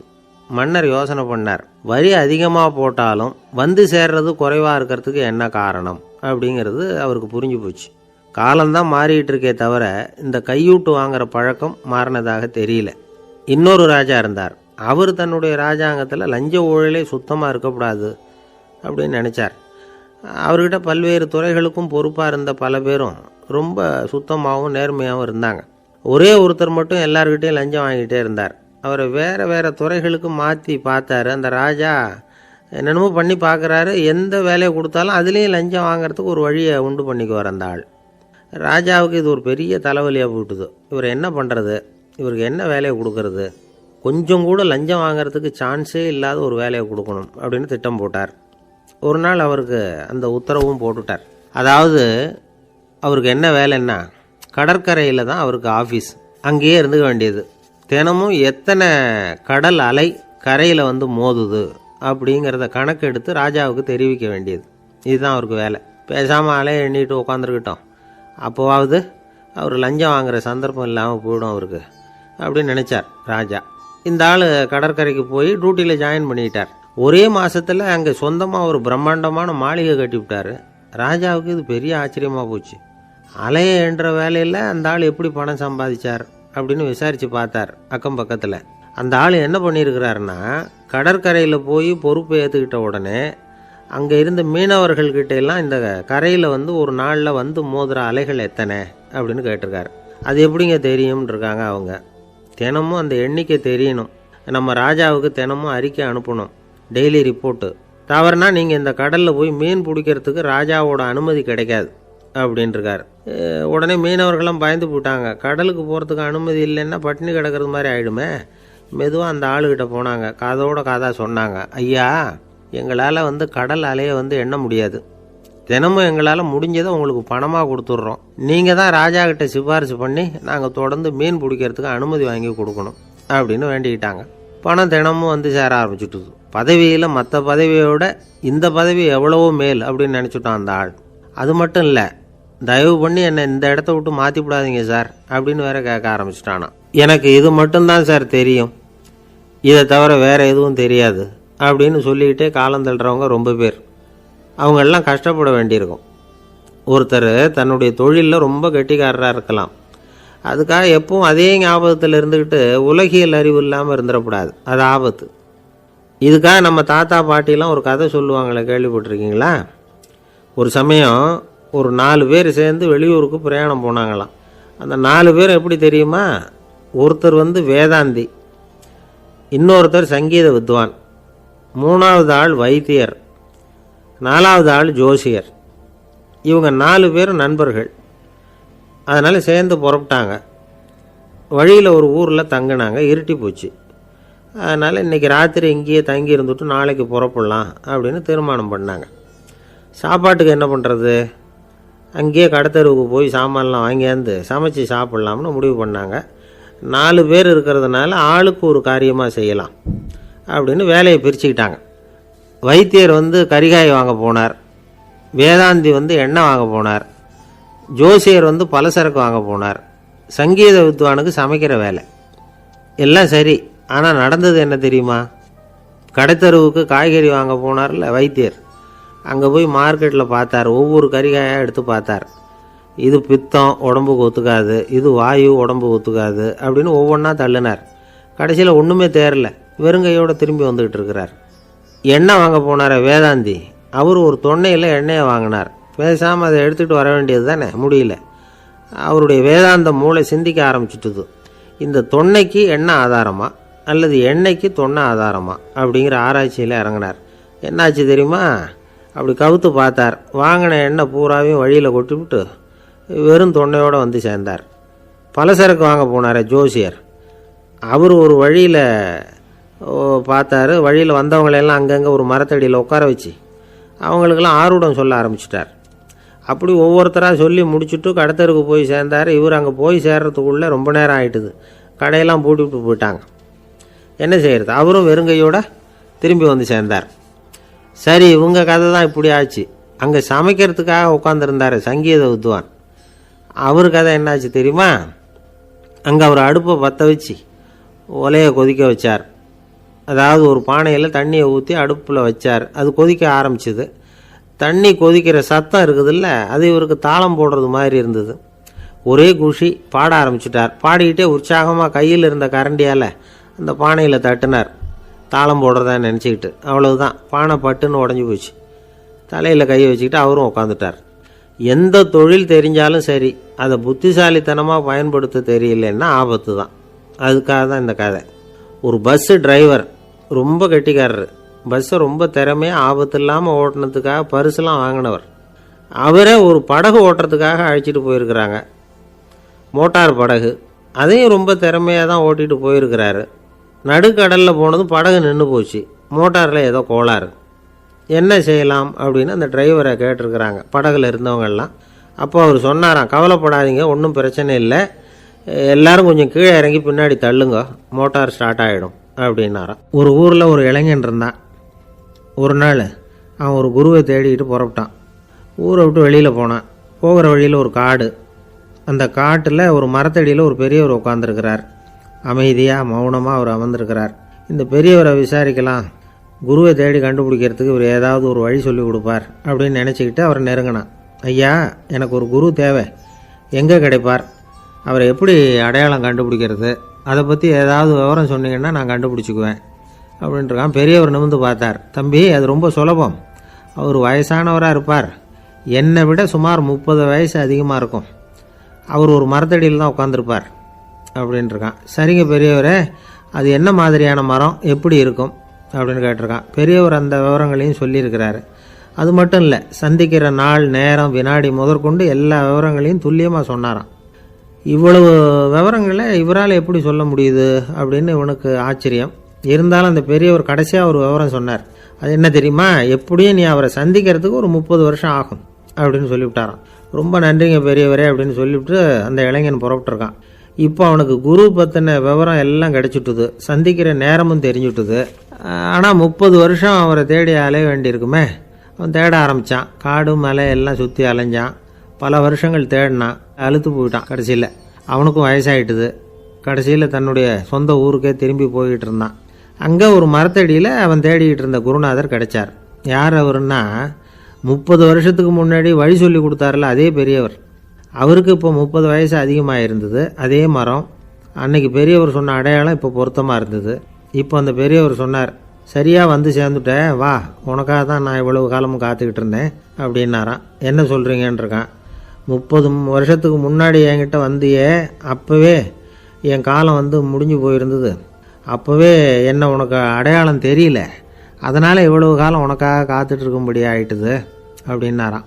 ஐயா, அப்போவே நீங்கள் சொல்லியிருக்கலாமே, இதுதான் 30 வருஷம் கழித்து நீ சந்திக்க போகிற இடம், நான் தான் உன்னுடைய குரு அப்படின்னு சொல்லியிருக்கலாமே அப்படின்ட்டுருக்கான். அந்த பெரியவர் சிரிச்சுக்கிட்டே இதுக்கு பதில் சொன்னாராம். நான் எவ்வளவோ விவரமாக தான் சொன்னேன், நீ சரியாக புரிஞ்சிக்கல. காரணம், அப்போது நீ போதுமான அளவுக்கு பக்குவம் பெற்றிருக்கவில்லை, அதனால் புரியும் சக்தி இல்லாமல் போயிட்டுதப்போ 30 ஆண்டு காலம் நீ அலைஞ்சி தெரிஞ்சிருக்கிற. அது காரணமாக இப்போ உனக்கு அந்த பக்குவம் வந்துட்டுது, அதனால தான் அடையாளம் காண முடிஞ்சுது, நானே உன்னுடைய குரு அப்படின்னாராம். இதிலேருந்து என்ன தெரியுதுன்னா, ஆன்மீகத்தில் மாணவனாக சேர்றதுக்கு கூட ஒரு பக்குவத்தன்மை தேவைப்படுது. ஒரு பெரிய ஞானி, அவர்கிட்ட சீடனாக இருக்க ஒருத்தன் வந்தான், எதிரில் நின்னான். ஞானி அவனை வெகு நேரம் உற்று பார்த்தார். அப்புறம் சொன்னார், சீடனாக இருக்கிறது ரொம்ப சிரமம்னார். நான் தயாராக இருக்கிறேன்னா. அது இன்னமும் சிரமமாச்சே, இங்கே வந்து குருவாக இருக்கிறது மட்டுமே சுலபம் அப்படின்னாராம். அப்படின்னா நான் குருவாகவே ஆயிடுறேன் அப்படின்னானா. இது போலவே இந்த காலத்தில் கதை ஒன்று உண்டு. ஒரு பள்ளிக்கூடத்தில் வகுப்பு ஆசிரியர் மாணவனை திட்டிக்கிட்டு இருந்தார். டேய், நீ 100க்கு 10 மார்க்கு தான் வாங்கிக்கிட்டு இருக்க, இவ்வளவு மோசமாக நீ படித்தா கடைசியில் மாடு மேய்க்கிறது கூட லாய்க்கு இல்லாதவனா ஆயிடுவேன், அதுக்கப்புறம் என்ன செய்ய போகிற அப்படின்னாராம். பையன் தலையை சொரிஞ்சிக்கிட்டே சொன்னானா, சார் அப்படின்னா ஒன்று செய்கிறேன் அப்படின்னானா. இவர் கேட்டிருக்கார், என்ன செய்ய போகிறேன்னு. வேற என்ன சார், உங்களை மாதிரி ஒரு ஆசிரியர் ஆகிடுறேன் அப்படின்னானா. இமயமலை அடிவாரத்தில் ஒரு மடம், அங்கே ஒரு சன்னியாசி இருந்தார். அவர்கிட்ட ஒருத்தர் வந்தார். சுவாமி, ஆசையை உதற நினைக்கிறேன், முடியல, ஒட்டிக்கிட்டே வருது அப்படின்னாராம். இப்படி உட்கார, ஒரு கதை சொல்கிறேன் அப்படின்னு சொல்லி அவர் சொல்ல ஆரம்பித்தாராம். அவர் சொன்ன கதை என்னென்னா, ஒரு ஊரில் ஒரு ஆள் இருந்தான். அவன் பேர் குப்புசாமி. அவன்கிட்ட எப்பவும் ஒரு பழைய தொப்பி இருக்கும், விடவே மாட்டான். அதனால் அவனை எல்லாரும் தொப்பி சாமி அப்படின்னு தான் கூப்பிடுறது வழக்கம். ஒரு புது தொப்பி வாங்கிக்கப்படாதாப்பா அப்படின்னு நண்பர்கள்லாம் சொல்லி பார்த்தாங்க. பணத்துக்கு எங்கே போவேன் அப்படின்னு விட்டானான். பணம் வச்சுருக்கான், செலவு பண்ண மனசு வரல. மகா கஞ்சன். பழைய பாட்டில்கள்லாம் வாங்கி விற்றுக்கிட்டு இருந்தான். அப்படி ஒரு தடவை பழைய கண்ணாடி சாமான்களை ஏலத்தில் எடுத்தப்போ அதில் ஒரு அருமையான சென்ட்டு பாட்டில் கிடச்சிது. உடனே ஒரு ஐடியா பண்ணான். அந்த சென்ட்டை சின்ன சின்ன பாட்டில்களில் அடைச்சி ஜன்னல் ஓரமாக அடுக்கி வச்சுட்டான். அதை விற்றா நிறைய பணம் கிடைக்குமே, அதனால். இதுக்கு இடையில் ஒரு நாள் அவன் அப்படியே உட்காந்துருந்தான். அந்த நேரம் நண்பன் வந்தான். ஏண்டா உன் பழைய தொப்பியை மாற்றப்படாதா, ஊரில் எல்லோரும் கேலி பேசுகிறாங்களே ஒன்று தொப்பி சாமின்னு அப்படின்னு சொல்லி கேட்டிருக்கான். இந்த சென்ட்டு பாட்டில் விற்றதும் பணம் வரும், அதுக்கப்புறம் பார்க்கலாம் அப்படின்னு நானா இவன். சரி வா நீச்சல் குளத்துக்கு போயிட்டு வருவோம் அப்படின்னு கூப்பிட்ருக்கான் நண்பன். 2 பேரும் போனாங்க. அதே நேரம் அந்த ஊர் நீதிபதியும் அங்கே குளிக்க வந்தாராம். அவர்கிட்ட இருந்தது விலை வசந்த ஒரு புது தொப்பி. அதை அங்கே இருந்த ஸ்டாண்டில் மாட்டிவிட்டு குளிக்க போனார். இதுக்கிடையில் குப்புசாமி குளிச்சுட்டு வந்தான். அவனுடைய பழைய தொப்பியை காணலை. அந்த புது தொப்பியை பார்த்தா இது நண்பனுடைய வேலை தான் அப்படிங்கிறதாக புரிஞ்சுக்கிட்டு அதை எடுத்து மாட்டிகிட்டு வந்துட்டான். நீதிபதி குளிச்சுட்டு வந்து பார்க்குறாரு, தொப்பியை காணும். போலீஸில் புகார் கொடுத்தார். அவங்க தேடினாங்க. ஒரு மூலையில் பழைய தொப்பி கிடச்சிது. அடடா இது நம்ம குப்புசாமியோட தொப்பி இல்லையா அப்படின்னு நானா ஒருத்தன். உடனே அவன் வீட்டுக்கு தேடிட்டு போயிருக்காங்க. அங்கே போய் பார்த்தா புது தொப்பி அங்கே இருக்குது. உடனே அவனுக்கு 1000 ரூபாய் அபராதம் போட்டாங்களாம்.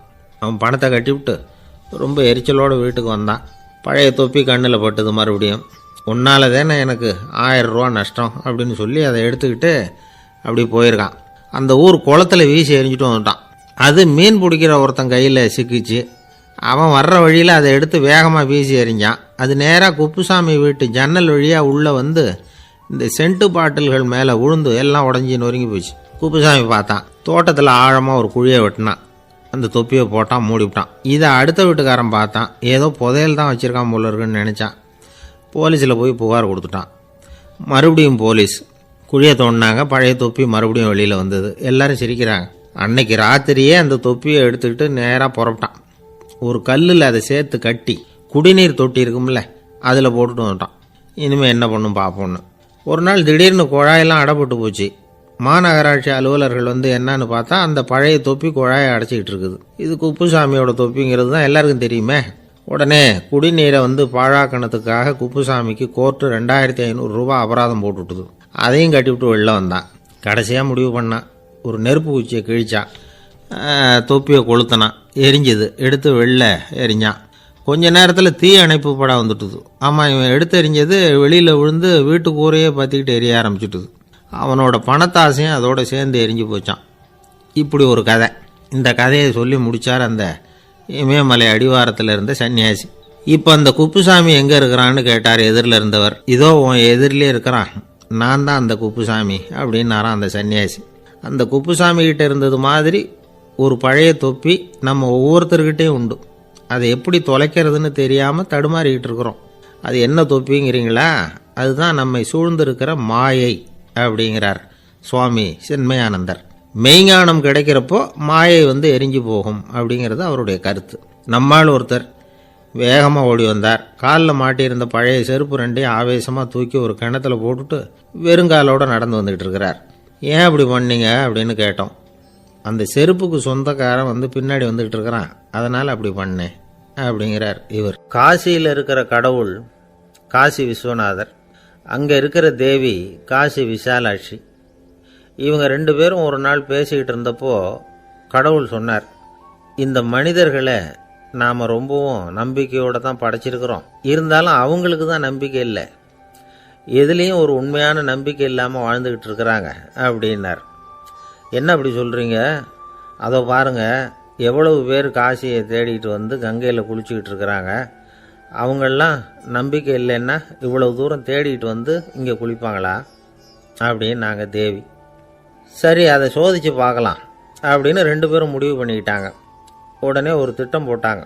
அது எப்படின்னா, நாம் 2 பேருமே பக்தர்கள் மாதிரி உருவத்தை மாற்றிக்கிட்டு கங்கை கரைக்கு போக வேண்டியது. நான் கங்கையில் இறங்கி குளிக்கிறேன். கொஞ்ச நேரத்தில் சுழலில் மாட்டிக்கிட்டது மாதிரி நடிக்கிறேன். நீ உடனே கரையிலிருந்து சத்தம் போடு, என்னோடய வீட்டுக்காரரை யாராவது காப்பாற்றுங்களேன்னு சத்தம் போடும். அதோடு இன்னொன்று சொல்லு, யாராவது ஒரு புண்ணிய ஆத்மா அவர்கிட்ட போய் அவருடைய முடியை பிடிச்சி இழுக்கணும். அப்படி ஒரு சாபம் இருக்குது எங்களுக்கு. புண்ணிய ஆத்மா, அதாவது எந்த பாவமும் செய்யாத இல்லாத ஒருத்தர் தான் அவரை காப்பாற்ற முடியும். அப்படிப்பட்டவங்க யாராவது வெள்ளத்தில் குதிச்சு என்னுடைய கணவரை காப்பாற்றுங்கோ அப்படின்னு நீ சத்தம் போடு, கூச்சல் போடு, என்ன நடக்குதுன்னு பார்க்கலாம் அப்படின்னார் கடவுள். சரின்னு சொல்லி 2 பேருமா சாதாரண பக்தர்கள் மாதிரி கங்கை கரைக்கு வந்து சேர்ந்தாங்க. அவர் இறங்கி குளித்தார். திட்டம் போட்டது மாதிரியே சுழலில் மாட்டிக்கிட்டது மாதிரி கத்துனார்.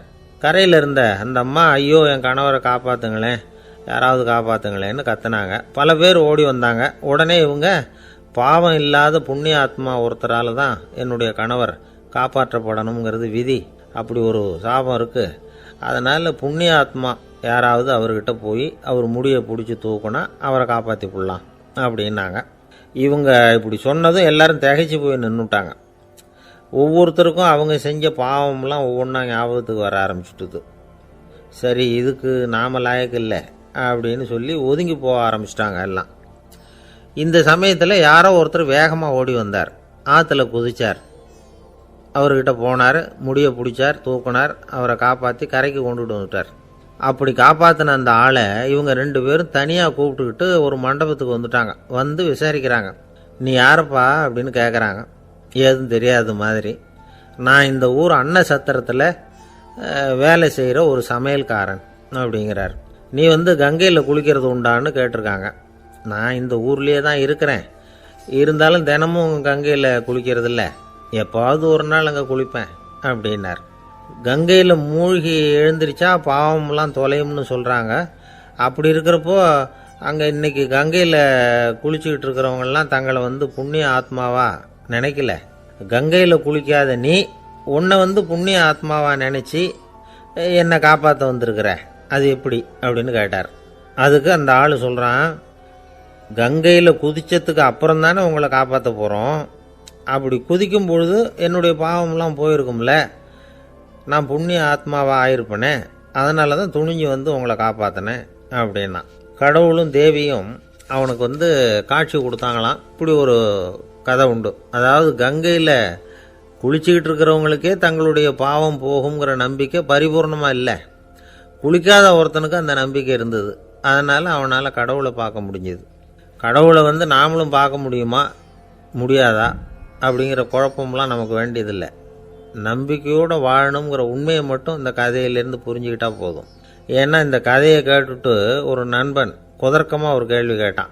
ஏன் சார், கங்கையில் குளித்தா பாவம் போயிடும்னு சொல்கிறீங்களே, நான் எனக்கு வேண்டாத ஒருத்தனை அழைச்சிட்டு போய் கங்கையிலேயே தள்ளி விட்டுட்டு அதுக்கப்புறம் அங்கேயே முழுக்க போட்டுட்டு நான் செஞ்ச பாவத்தை வந்து அதுலேயே கழுவி விட்டுட்டு மறுபடியும் உங்ககிட்ட வந்துடுறேன்னு வச்சுக்கோங்க, நீங்கள் என்னை வந்து புண்ணிய ஆத்மான்னு ஏற்றுக்குவீங்களா அப்படிங்கிறான். ஆள் கொஞ்சம் ஆசைந்தான், நம்மளே அங்கே அழைச்சிட்டு போனாலும் போயிடுவான். வாழ்க்கையில் சில சந்தர்ப்பங்களில் நாம் வந்து சில அவமானங்களை சந்திச்சே தீர வேண்டியிருக்கு. என்ன பண்ணுறது, காலம் அப்படி. அவமானப்படுறவங்க உடனே அடங்கி போய்டுறது தான் உலக வழக்கம். அவமானப்பட்டால் உடனே சீறி எழறவங்களும் உண்டு. ஆனால் அதையே ஒரு சவாலாக எடுத்துக்கிட்டு முன்னுக்கு வர்றவங்களும் சில பேர் இருக்கிறாங்க. அவங்க ரொம்ப அபூர்வம். இன்றைக்கி மனோதத்துவ நிபுணர்கள்லாம் என்ன சொல்கிறாங்க தெரியுமா, அவமானப்பட்டுட்டா உடனே அடங்கி போயிடக்கூடாதான், அதையே ஒரு சவாலாக எடுத்துக்கிட்டு மனசில் ஒரு வைராக்கியத்தோடு முயற்சி பண்ணினா வாழ்க்கையில் எல்லாரும் முன்னேறலாமா. அவமானங்கிறத நாம் வந்து வைராக்கியமாக மாற்றிக்கணும், அதுதான் வெற்றிக்கு வழி. ராமர் வந்து இந்த பூமியில் பிறந்ததே ஒரு வைராக்கியத்தினால தான் சார் அப்படின்னார் ஒருத்தர்.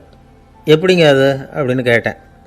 அவர் சொன்னார், தசரதருக்கு ராமர் வந்து குழந்தையாக வந்து பிறக்கணும், அப்போ தான் இங்கே இருக்கிற கஷ்டங்கள்லாம் நீங்கும் அப்படின்னு சர்வ லோகமும் எதிர்பார்த்துக்கிட்டு இருக்குது. ஆனால் அவர் எப்போ வந்து பிறப்பார் அப்படின்னு யாருக்கும் தெரியல. அந்த காரியம் சீக்கிரம் நடக்கணுமே, அதுக்கு என்ன பண்ணுறது. நாரதர் வந்தார் ஒரு நாள் தசரதரை தேடி. தசரதா, உனக்கு ஒரு செய்தி தெரியுமான்னு ஆரம்பித்தார். அவர் எப்பவும் இப்படித்தானே ஆரம்பிக்கிறது வழக்கம். என்ன விஷயம்னு கேட்டார் தசரதர். தசரதா, நீ அடிக்கடி உன்னோட தேரில் ஏறிக்கிட்டு தேவலோகத்துக்கு போகிற, அங்கே போகிற வர்ற எல்லாம் பண்ணிகிட்ருக்க, எல்லாம் சரி. தேவலோகத்துலேயும் உன்னை நல்லபடியாக தான் வரவேற்கிறாங்க. தேவேந்திரன் உன்னை பிரியமாக அழைச்சிட்டு போய் தன்னுடைய அரியாசனத்திலேயே தனக்கு பக்கத்திலேயே உட்கார வைக்கிறான். நீயும் சந்தோஷமாக உட்காந்து பேசிவிட்டு வந்துடுற. ஆனால் நீ இங்கே வந்ததுக்கு அப்புறம் அங்கே என்ன நடக்குது தெரியுமா உனக்கு அப்படின்னாரான் நாரதர். என்ன நடக்குது எனக்கு ஒன்றும் தெரியலையே அப்படின்னாரான் தசரதர். நாரதர்கிட்ட வந்து கிட்டத்தில் வந்து கேட்டிருக்கார், கொஞ்சம் சொல்லுங்கள் என்னது அப்படின்னு. அவர் நெருங்கி வந்தாராம் நாரதரும். மெதுவாக அவர் காதோட காதாக சொன்னாராம்.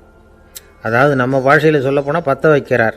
நீ அங்கே தேவேந்திரங்கிட்ட உட்காந்து பேசிவிட்டு வந்த பிறகு நீ அங்கே உட்காந்துருந்த அரியாசனத்தை தண்ணி ஊற்றி கழுவி சுத்தப்படுத்துகிறாங்க. நீ என்ன அந்த அளவுக்கு சுத்தம் இல்லாத ஆளா, தினம் குளிக்காமையாக இருக்கிற அப்படின்னாராம். தசரதருக்கு இது ரொம்ப அவமானமாக போயிட்டுது. அப்படியே செய்கிறாங்க அப்படின்னாராம். ஆமாம், நீ வேணும்னா நான் சொல்கிறது உண்மையாக இல்லையா அப்படின்னு சோதனை பண்ணி பார்த்துக்கோ அப்படின்னாரான் நாரதர். உடனே தசரதர் இதுக்காகவே புறப்பட்டு தேவலோகம் போனார். அங்கே வழக்கம் போலவே இவரை கூப்பிட்டு உட்கார வச்சு பேசிக்கிட்டு இருந்தான் தேவேந்திரன். கொஞ்ச நேரம் பேசிக்கிட்டு இருந்துட்டு சரி நான் கிளம்புறேன்னு புறப்பட்டார். சரி அவனும் வாசல் வரைக்கும் வந்து வழி அனுப்பி வச்சுட்டு உள்ளே போயிட்டான். தசரதர் வெளியில் கொஞ்ச நேரம் மறைஞ்சி இருந்துட்டு மெதுவாக உள்ளே எட்டி பார்த்தார் என்ன நடக்குதுன்னு. நாரதர் சொன்னது உண்மைதான். தசரதர் உட்காந்துருந்த ஆசனத்தை அங்கே 2 தேவர்கள் கழுவி சுத்தப்படுத்திக்கிட்டு இருக்கிறாங்க. தசரதரால் இதை தாங்கிக்க முடியல. அவருக்கு ரொம்ப அவமானமாக போச்சு. நேராக கிடுகிடுன்னு தேவேந்திரங்கிட்டே போனார். நான் உட்காந்துருந்த இருக்கையை சுத்தம் பண்ணுறியே, நான் என்ன அந்த அளவுக்கு பாவியா அப்படின்னு கேட்டார். ரொம்ப கோபமாக கேட்டார். தசரதரே, மனுஷனுக்கு 3 கடன்கள் உண்டு. தேவ கடன், ரிஷி கடன், பித்ரு கடன். இதை தீர்க்காதவன் பாவியாகிறான். இதில் மகனை பெறுவதால் தான் பித்ரு கடன் தீரும். உனக்கு மகன் கிடையாது, அதனால் நீ பாவியாகிற. பாவி உட்கார்ந்துருந்த இடம்ங்கிறதுனால அதை சுத்தம் செய்ய வேண்டியது எங்கள் கடமை அப்படின்னு நானாம் தேவேந்திரன். இந்த இடத்துல தசரதருக்கு ஏற்பட்ட அவமானம் ஒரு வைராக்கியமாக மாறிச்சு. தேவேந்திரனே கேட்டுக்கோ, ஒரு மகனை பெற்ற பிறகு தான் இந்த சபையில் மறுபடியும் அடி எடுத்து வைப்பேன் அப்படின்னு சொல்லிவிட்டு போயிட்டாராம். போய் புத்திர காமேஷ்டி யாகம் பண்ணார். புத்திரர்கள் பிறந்தார்கள். இந்த கதையில் உள்ள கருத்து என்னன்னா, தேவேந்திரன் தசரதரை அப்படி அவமானப்படுத்தலைன்னா அவருக்கு இப்படி ஒரு வைராக்கியம் பிறந்திருக்குமா யோசிச்சு பார்க்கணும். நமக்கு ஏற்படுகிற சில அவமானங்களையும் வைராக்கியமாக மாற்றிக்குவோம். அப்படி மாற்றிக்கிட்டோம்னா வாழ்க்கையில் வந்து முன்னேறலாம். நம்ம ஆளுங்க சில பேர் அவமானத்தை வந்து வைராக்கியமாக மாற்றிக்கிறது எப்படி தெரியுமா? நம்மக்கிட்ட ஒரு பையன் சொன்னான், எங்கள் அப்பா என்னை எல்லாருக்கும் முன்னாடி வச்சு திட்டிவிட்டார், பொறுப்பு இல்லாமல் ஊர் சுற்றுறேன்னு சொல்லி அவமானப்படுத்தி விட்டார். இனிமேல் நீ என் முகத்திலேயே முழிக்காதரா போடான்னு வேற சொல்லிவிட்டார். எனக்கு ரோஷம் வந்துட்டுது. அந்த அவமானத்தை வைராக்கியமாக மாற்றிக்கிட்டேன். அன்னையிலேருந்து அவர் முகத்திலேயே முழிக்கிறது இல்லை அப்படின்னா. அப்படியான்னு கேட்டோம். ஆமாங்க, அவர் வீட்டில் இல்லாத நேரமாக பார்த்து உள்ளே சமையல் கட்டுக்கு போய் சாப்பிட்டுட்டு நைஸாக வெளியில் வந்துடுவேன் அப்படிங்கிறான் அவன். ஜவஹர்லால் நேரு பிரதமராக இருந்த சமயம் அவர் ஒரு தடவை சென்னைக்கு வந்திருக்கிறார். இங்கே சில முக்கிய நிகழ்ச்சிகளில் கலந்துக்கிறதுக்காக வந்திருந்தார். ஆளுநர் மாளிகையில் ஒரு நாள் ராத்திரி தங்கி மறுநாள் புதுடெல்லி புறப்படுறதாக ஏற்பாடு. நிகழ்ச்சியிலெல்லாம் முடிச்சுக்கிட்டு ஆளுநர் மாளிகையில் தங்கி இருக்கிறார். அன்றைக்கு இரவு படிக்கிறதுக்கு ஒரு முக்கியமான புத்தகம் அவருக்கு தேவைப்பட்டது. அந்த சமயத்தில் உலக அளவில் ஒரு முக்கியமான பொருளாதாரம் சம்பந்தமான ஒரு புத்தகம் வெளியாகி இருக்கிற விஷயம் அவருக்கு தெரியும். அந்த புத்தகம் மெட்ராஸுக்கு வந்திருக்குமா, அது இங்கே கிடைக்குமா அப்படின்னு விசாரிச்சிருக்கிறார் நேருஜி. அவர் இப்படி கேட்ட உடனே அங்கே இருந்தவங்கெல்லாம் ரொம்ப பரபரப்பாக செயல்பட ஆரம்பிச்சுட்டாங்க. முக்கியமான இடங்கள்ல எல்லாம் விசாரிச்சிருக்கிறாங்க அந்த புத்தகம் உங்ககிட்ட இருக்கான்னு. சென்னையில் உள்ள கன்னிமாரா நூல் நிலையத்துக்கு எப்படியும் அந்த புத்தகம் வந்திருக்கணும் அப்படின்னு ஒரு நம்பிக்கை. அங்கே விசாரித்தாங்க. அந்த புத்தகம் 2 நாளைக்கு முன்னாடி தான் அங்கே வந்திருக்குது அப்படிங்கிற விஷயம் தெரிஞ்சுது. உடனே எல்லாரும் அங்கே ஓடினாங்க. அவங்களுக்கு இன்னொரு சந்தேகம், புத்தகம் வந்திருக்கு சரி, அது இந்த சமயத்தில் வேறு யாரும் படிக்கிறதுக்கு எடுத்துகிட்டு போயிருக்கக்கூடாதே அப்படிங்கிற சந்தேகம் இருந்தாலும் மனசுக்குள்ளே ஒரு தைரியம். இப்படி ஒரு புத்தகம் வெளிவந்திருக்கிற விஷயமே நேருஜி சொல்லி தான் நமக்கே தெரியும். அதுவும் இல்லாமல் உலக பொருளாதாரம் சம்பந்தமான ஏதோ ஒரு புத்தகம் அது. அதை போய் இந்த நேரத்தில் அவ்வளவு ஆர்வமாக யார் எடுத்துகிட்டு போயிட போகிறாங்க அப்படிங்கிற தைரியம். இந்த தைரியத்தோடு அந்த நூல் நிலையத்துக்கு ஓடினாங்க. புத்தகத்தை தேடினா அது கிடைக்கல, யாரோ எடுத்துகிட்டு போயிருக்கிறாங்க. நேருவுக்கு மட்டுமே தெரிஞ்சிருந்த அந்த புத்தகம் பற்றின விஷயம் சென்னையில் வேற ஒருத்தருக்கும் தெரிஞ்சிருக்குது. உடனே எல்லாரும் பரபரப்பாக அந்த அதுக்குன்னு இருக்கிற ரிஜிஸ்டர் இருக்குல்ல, பதிவேடு, அதை புரட்டி பார்க்குறாங்க யார் எடுத்துகிட்டு போகிறாங்கன்னு தெரிஞ்சுக்கிறதுக்காக. எடுத்துகிட்டு போனவங்க அதில் கையெழுத்து போட்டிருப்பாங்கல்ல, அதை பார்த்து யாருன்னு தெரிஞ்சுக்கலாம் அப்படிங்கிறதுக்காக தான் அதை புரட்டுறாங்க. அதோ அந்த புத்தகத்தோட பேர் பக்கத்தில் அதை எடுத்துக்கிட்டு போனவங்க கையெழுத்து உத்து பார்க்குறாங்க எல்லாரும். அதில் போட்டிருக்குது பேர் CN அண்ணாதுரை அப்படின்னு எழுதியிருந்தது. அவர் தான் பேரறிஞர் அண்ணா. நேரு படிக்க விரும்பின ஒரு புத்தகத்தை அதே நேரம் படிக்க விரும்பின இன்னொரு தலைவர் இவர். படிக்கிறதுல அவருக்கு இருந்த ஆர்வத்தை நாம் தெரிஞ்சுக்கணும்னா அதுக்கு எவ்வளவோ சம்பவங்கள் இருக்குது. கடைசி காலத்தில் அவர் அடையாறு மருத்துவமனையில் படுத்திருக்கிறார். அவருக்கு ஒரு முக்கியமான அறுவை சிகிச்சை செய்ய வேண்டியிருக்குது அவசரமாக. அமெரிக்காவிலேருந்து டாக்டர் மில்லர் வந்திருக்கிறார். அவர்கிட்ட கேட்குறார், டாக்டர் நாளைக்கே அறுவை சிகிச்சை செய்ய போகிறீங்களா அப்படின்னு. ஆமாங்கிறார் டாக்டர் மில்லர். நாளைக்கு மறுநாள் செஞ்சுக்கிறேனே அப்படின்னாரான் அண்ணா. ஏன் ஏதாவது நாள் பார்க்குறீங்களான்னு கேட்டிருக்கார். இல்லை, ஒரு புத்தகத்தை படிச்சுக்கிட்டு இருக்கிறேன், அதை நாளைக்குள்ளே முடிச்சிருவேன், அதுக்கப்புறம் நான் இறந்தாலும் கவலை இல்லை அப்படின்னாரான் இவர். அவர் தான் அறிஞர் அண்ணா. சங்ககால நூல்கள்லேருந்து சமீபத்தில் வந்த நூல்கள் வரைக்கும் எல்லாம் அவர் படிச்சிருக்கிறார். ஒரு திருமண விழாவில் அவர் பேசும்பொழுது சொன்ன விஷயம் இது. சங்க காலத்தில் காதலியை மணக்க விரும்புகிறவனுக்கு அவனுடைய தந்தை வீர சோதனைகள்லாம் வைப்பார். போய் புலிப்பல்லு கொண்டுக்கிட்டு வா, அப்போ தான் என் பொண்ணை கொடுப்பேன் அப்படின்னு சொல்லுவார். காதலன் உடனே காட்டுக்கு போவான், ஒரு புலியை கொன்று அதனுடைய பல்லை கொண்டுக்கிட்டு வருவான். அதை வீர பதக்கத்தில் பதிச்சு அவனுக்கு மாமனார் சூட்டுவார் கல்யாண சமயத்தில். இப்போலாம் காதலன் கிட்ட அப்படி சொல்ல முடியாது. இப்போலாம் காதலன் கிட்ட காட்டுக்கு போய் புலிப்பல் கொண்டுக்கிட்டு வான்னு யாராவது சொன்னால் புலி தான் மாப்பிள்ளையாக வந்து சேரும் அப்படின்னார். ஒரு கடைக்கு போனேன், 5 ரூபா பணத்தை எடுத்து கொடுத்தேன். ஒரு தினசரி பத்திரிகையை கேட்டேன். அவர் உடனே அங்கே அடுக்கி வச்சுருந்த பத்திரிகையில் ஒன்று எடுத்து என் கையில் கொடுத்தார். வாங்கிக்கிட்டேன். மீதி பணத்தை எடுத்தார். அதையும் என் கையில் கொடுக்கணும்ல, கொடுக்கல. எதிரில் இருந்த பலகையில் வச்சு எடுத்துக்க சொன்னார். எப்பவும் அவர் அப்படி தான் பண்ணுவார். நானும் எடுத்துக்கிட்டு வந்துடுவேன். இவர் ஏன் இப்படி பண்ணுறாருங்கிறது எனக்கு ரொம்ப நாளாக ஒரு சந்தேகம். ஒரு நாள் அவர்கிட்டயே இதை கேட்டுவிட்டேன். ஏங்க, நீங்கள் உங்கள் கடைக்கு வந்து பொருள்கள் வாங்குறவங்களுக்கு நீங்கள் பாக்கி சில்லறையை கொடுக்குறப்போ பலகையில் வச்சு விட்றீங்க, கையில் கொடுக்க மாட்டேங்கிறீங்களே, ஏன் அப்படின்னு கேட்டேன். காசை கையில் கொடுத்தா நம்மக்கிட்ட இருக்கிற லட்சுமி போயிடுவா சார் அப்படின்னார். அதாவது பணம் செலவாயிடும் அப்படின்னு அர்த்தமா. இன்னொரு நண்பர், அவர் ஒரு நாள் வழக்கத்துக்கு மாறாக ரொம்ப சோகமாக உட்காந்துருக்கிறார். ஏங்க என்னாச்சு, ஏன் இப்படி கப்பலே கவிழ்ந்தது மாதிரி உட்காந்துருக்குறீங்க அப்படின்னு கேட்டேன். கப்பலே கவிழ்ந்திருந்தா கூட நான் இப்படி கவலைப்பட மாட்டேன் சார், வேற ஒன்று நடந்து போச்சுன்னார். என்னன்னு கேட்டேன். என் உச்சந்தலையில் பல்லி ஒன்று விழுந்துட்டுதுன்னார். அதுக்காகவா இப்படி அப்படின்னு ஆச்சரியப்பட்டேன். ஆமாங்க, பல்லி உச்சந்தலையில் விழுந்தால் பலன் என்னன்னு பஞ்சாங்கத்தில் பார்த்தேன், மரணம்னு போட்டிருக்கு அப்படின்னு சொல்லிவிட்டு அவர் தொடர்ந்து கவலைப்பட ஆரம்பிச்சிட்டார். இப்படியும் ஒருத்தர், என் கூட வேலை பார்க்குற ஒருத்தர் எப்படி தெரியுமா, தினமும் வலது காலை வச்சு தான் ஆஃபீஸுக்கு உள்ளே நுழைவார். என்னைக்காவது தவறுதலாக இடது காலை வச்சு உள்ளே வந்துட்டார்னா அன்னைக்கு பூரா மனசு சங்கடப்படுவார். எந்த வேலையும் சரியாக ஓடாது. கேரம் போர்டு ஆடுற ஒருத்தர் எப்போ ஆட உட்காந்தாலும் ஸ்ட்ரைக்கரை கை தவறி கீழே விழுற மாதிரி பண்ணி அதுக்கப்புறம் அதை எடுத்துக்கிட்டு ஆட உட்காருவார். ஏன்னா எப்போவோ ஒரு தடவை நிஜமாகவே அது கை தவறி கீழே விழுந்திருக்குது. அன்னைக்கு பிரமாதமாக ஜெயிச்சுட்டார். உடனே ஒரு முடிவுக்கு வந்துட்டார், கை தவறுனா லாபம் அப்படின்னு. அதுக்கப்புறம் அதையே பழக்கமாக்கிக்கிட்டார். பூனை குறுக்க போனால் சகுனம் சரியில்லைன்னு நினைக்கிறவங்க உண்டு. ஆனால் ஒருத்தர் எப்படி தெரியுமா, அவர் வெளியில் கிளம்புற சமயம் பக்கத்து வீட்டு ரேடியோவில் மியாவ் மியாவ் பூனை குட்டின்னு பாட்டு சத்தம் கேட்டால் கூட போதும், சகுனம் சரியில்லைன்னு பிரயாணத்தை கேன்சல் பண்ணிவிடுவார். இப்போ இவ்வளவும் எதுக்கு சொல்கிறோம்னா, அளவுக்கு மீறின சகுன நம்பிக்கைகள் இருக்குது பாருங்கள், இதோட பயமும் சேர்ந்துக்கிட்டதுன்னு வச்சுக்கோங்க, இது ஒருத்தருடைய மனநிலையை பாதிச்சிடும். இது உளவியல் நிபுணர்கள் சொல்கிற கருத்து. வாழ்க்கையே தடுமாற வச்சிரும்.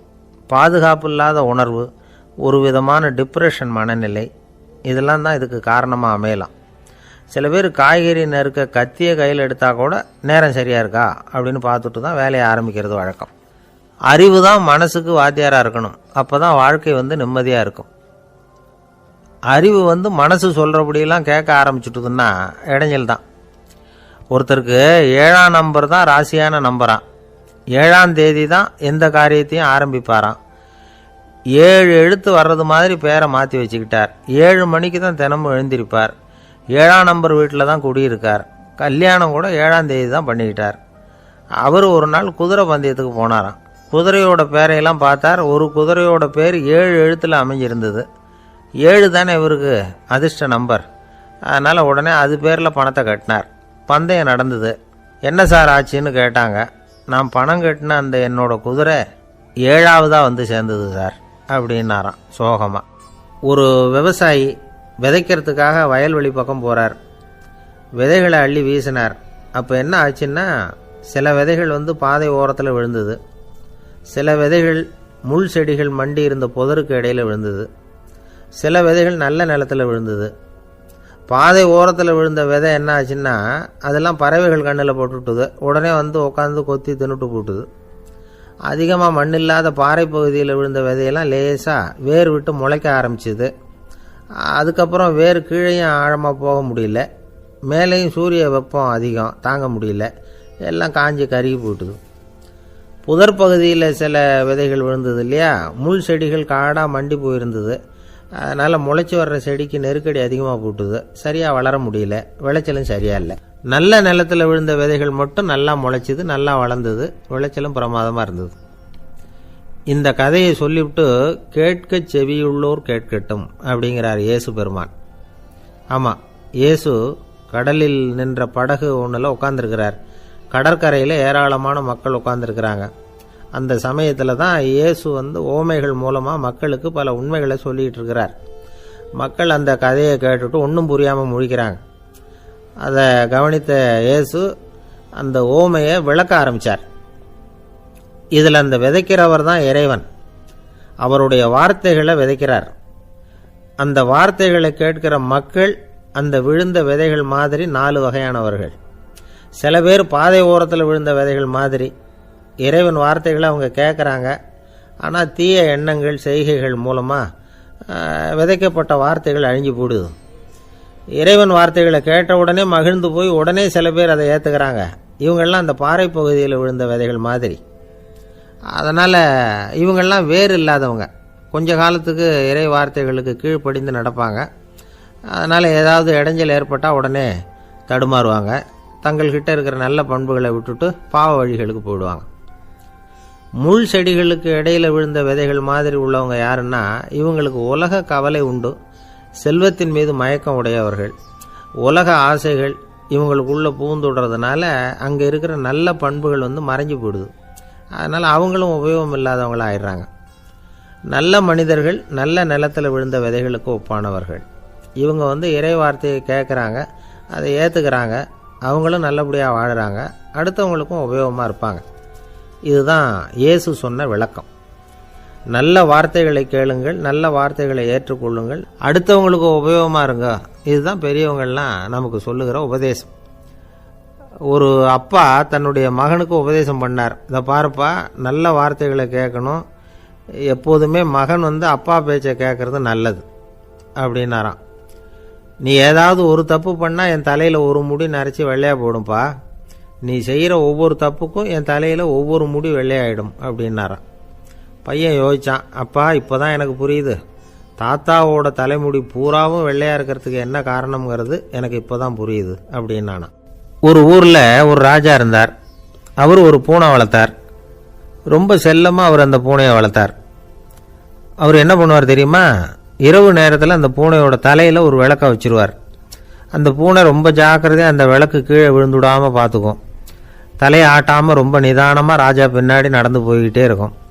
அந்த விளக்கு வெளிச்சத்தில் எல்லா வேலைகளையும் செஞ்சிருவார். கையில் ஒரு விளக்கை தனியாக எடுத்துகிட்டு போக வேண்டிய அவசியமே இல்லை.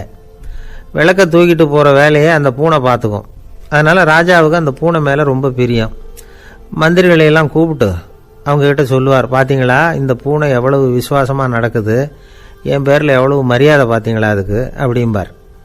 இதை கேட்டுவிட்டு அங்கிருந்த அமைச்சர்களில் ஒருத்தர் சொன்னார், மன்னா நீங்கள் சொல்கிறது சரிதான், இருந்தாலும் இந்த பூனையோட விசுவாசத்தை நாம் கொஞ்சம் சோதித்து பார்க்க வேண்டியிருக்கு அப்படின்னாராம். சரி, உங்கள் ஆசையை ஏன் கெடுக்கணும், நல்லா சோதித்து பாருங்க அப்படின்னு சொல்லிவிட்டார் ராஜா. உடனே அந்த அமைச்சர் என்ன பண்ணார் தெரியுமா, எங்கேயோ புறப்பட்டு போனார்.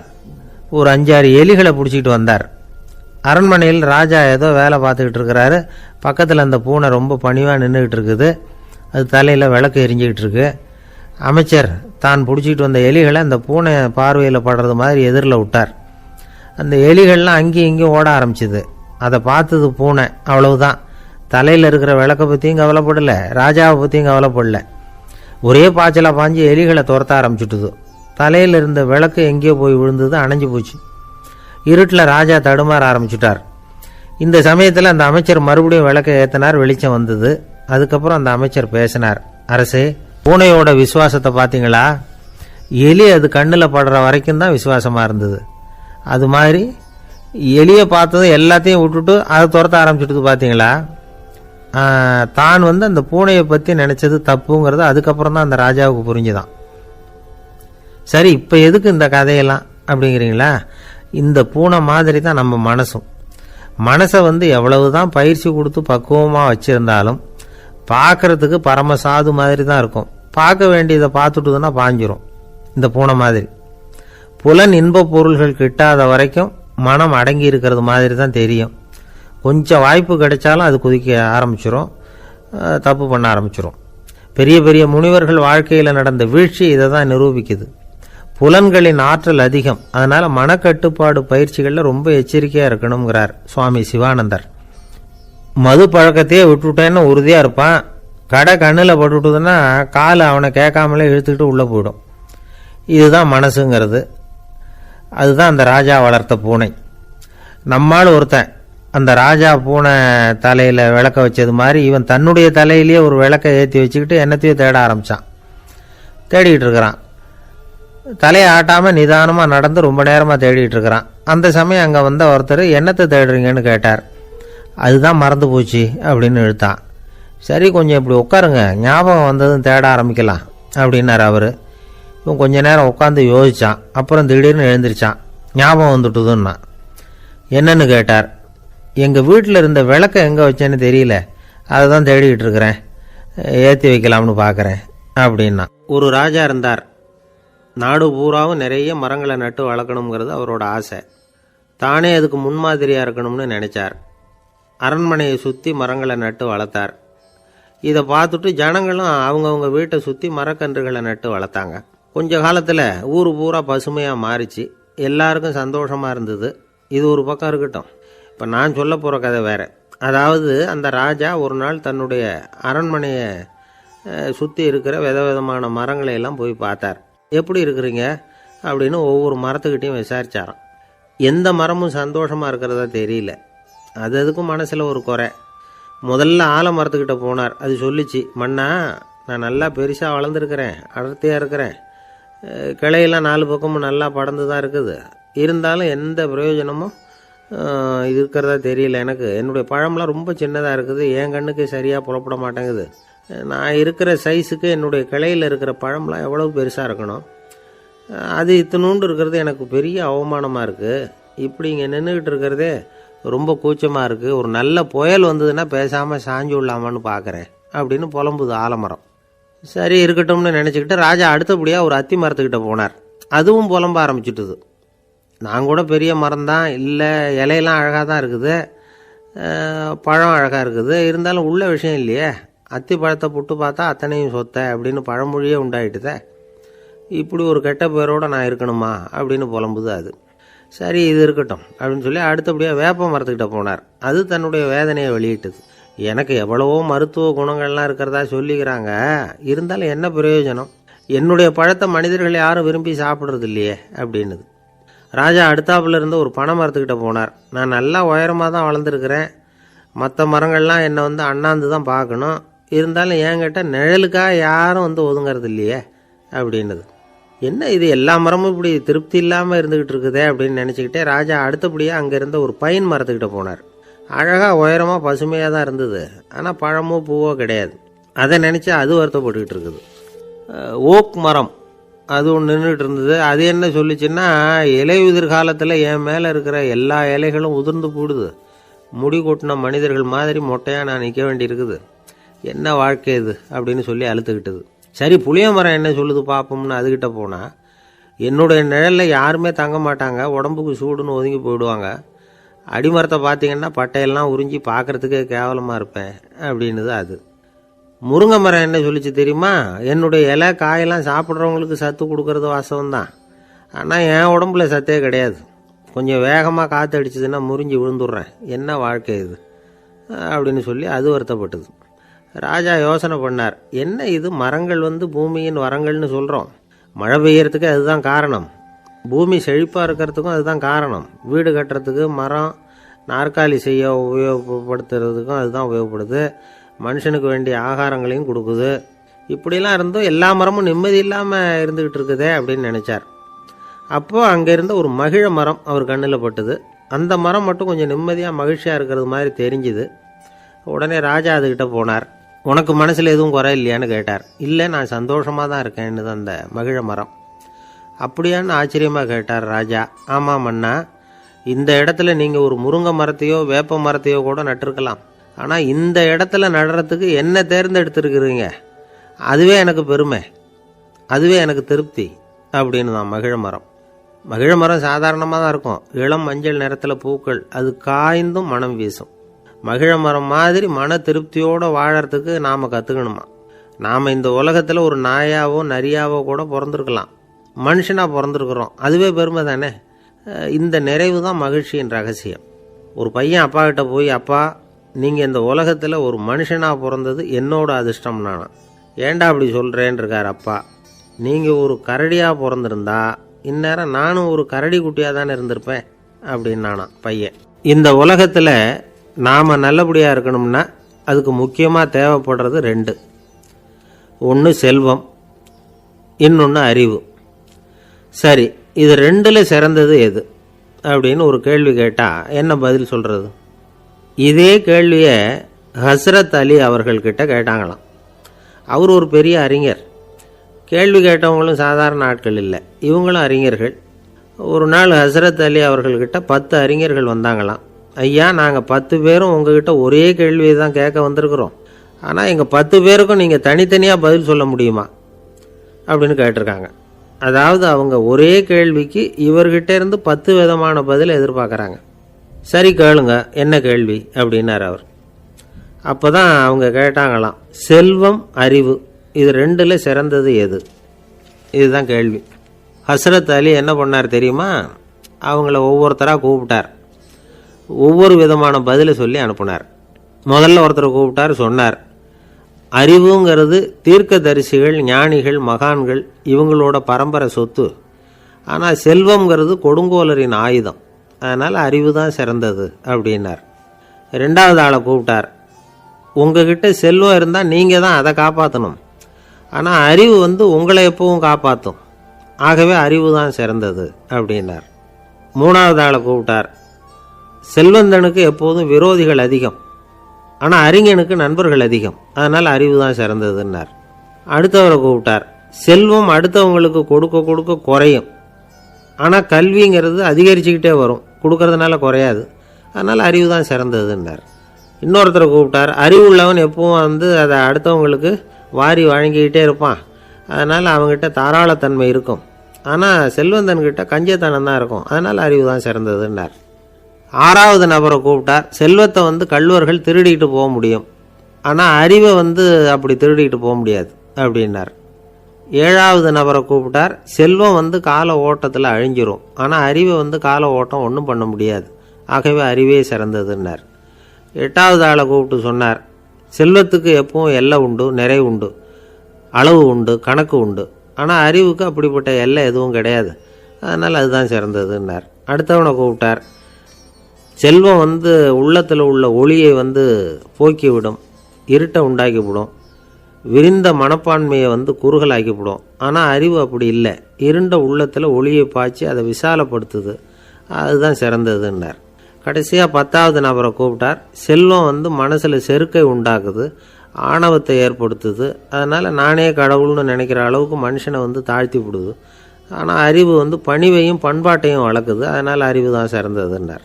ஆக இப்படி 10 பேருக்கும் 10 விதமாக பதில் சொன்னது மூலமாக ஹஸ்ரத் அலி அவர்கள் அறிவு தான் செல்வத்தை விட சிறந்தது அப்படிங்கிறதுக்கு 10 காரணங்களை சுட்டி காட்டியிருக்கார்.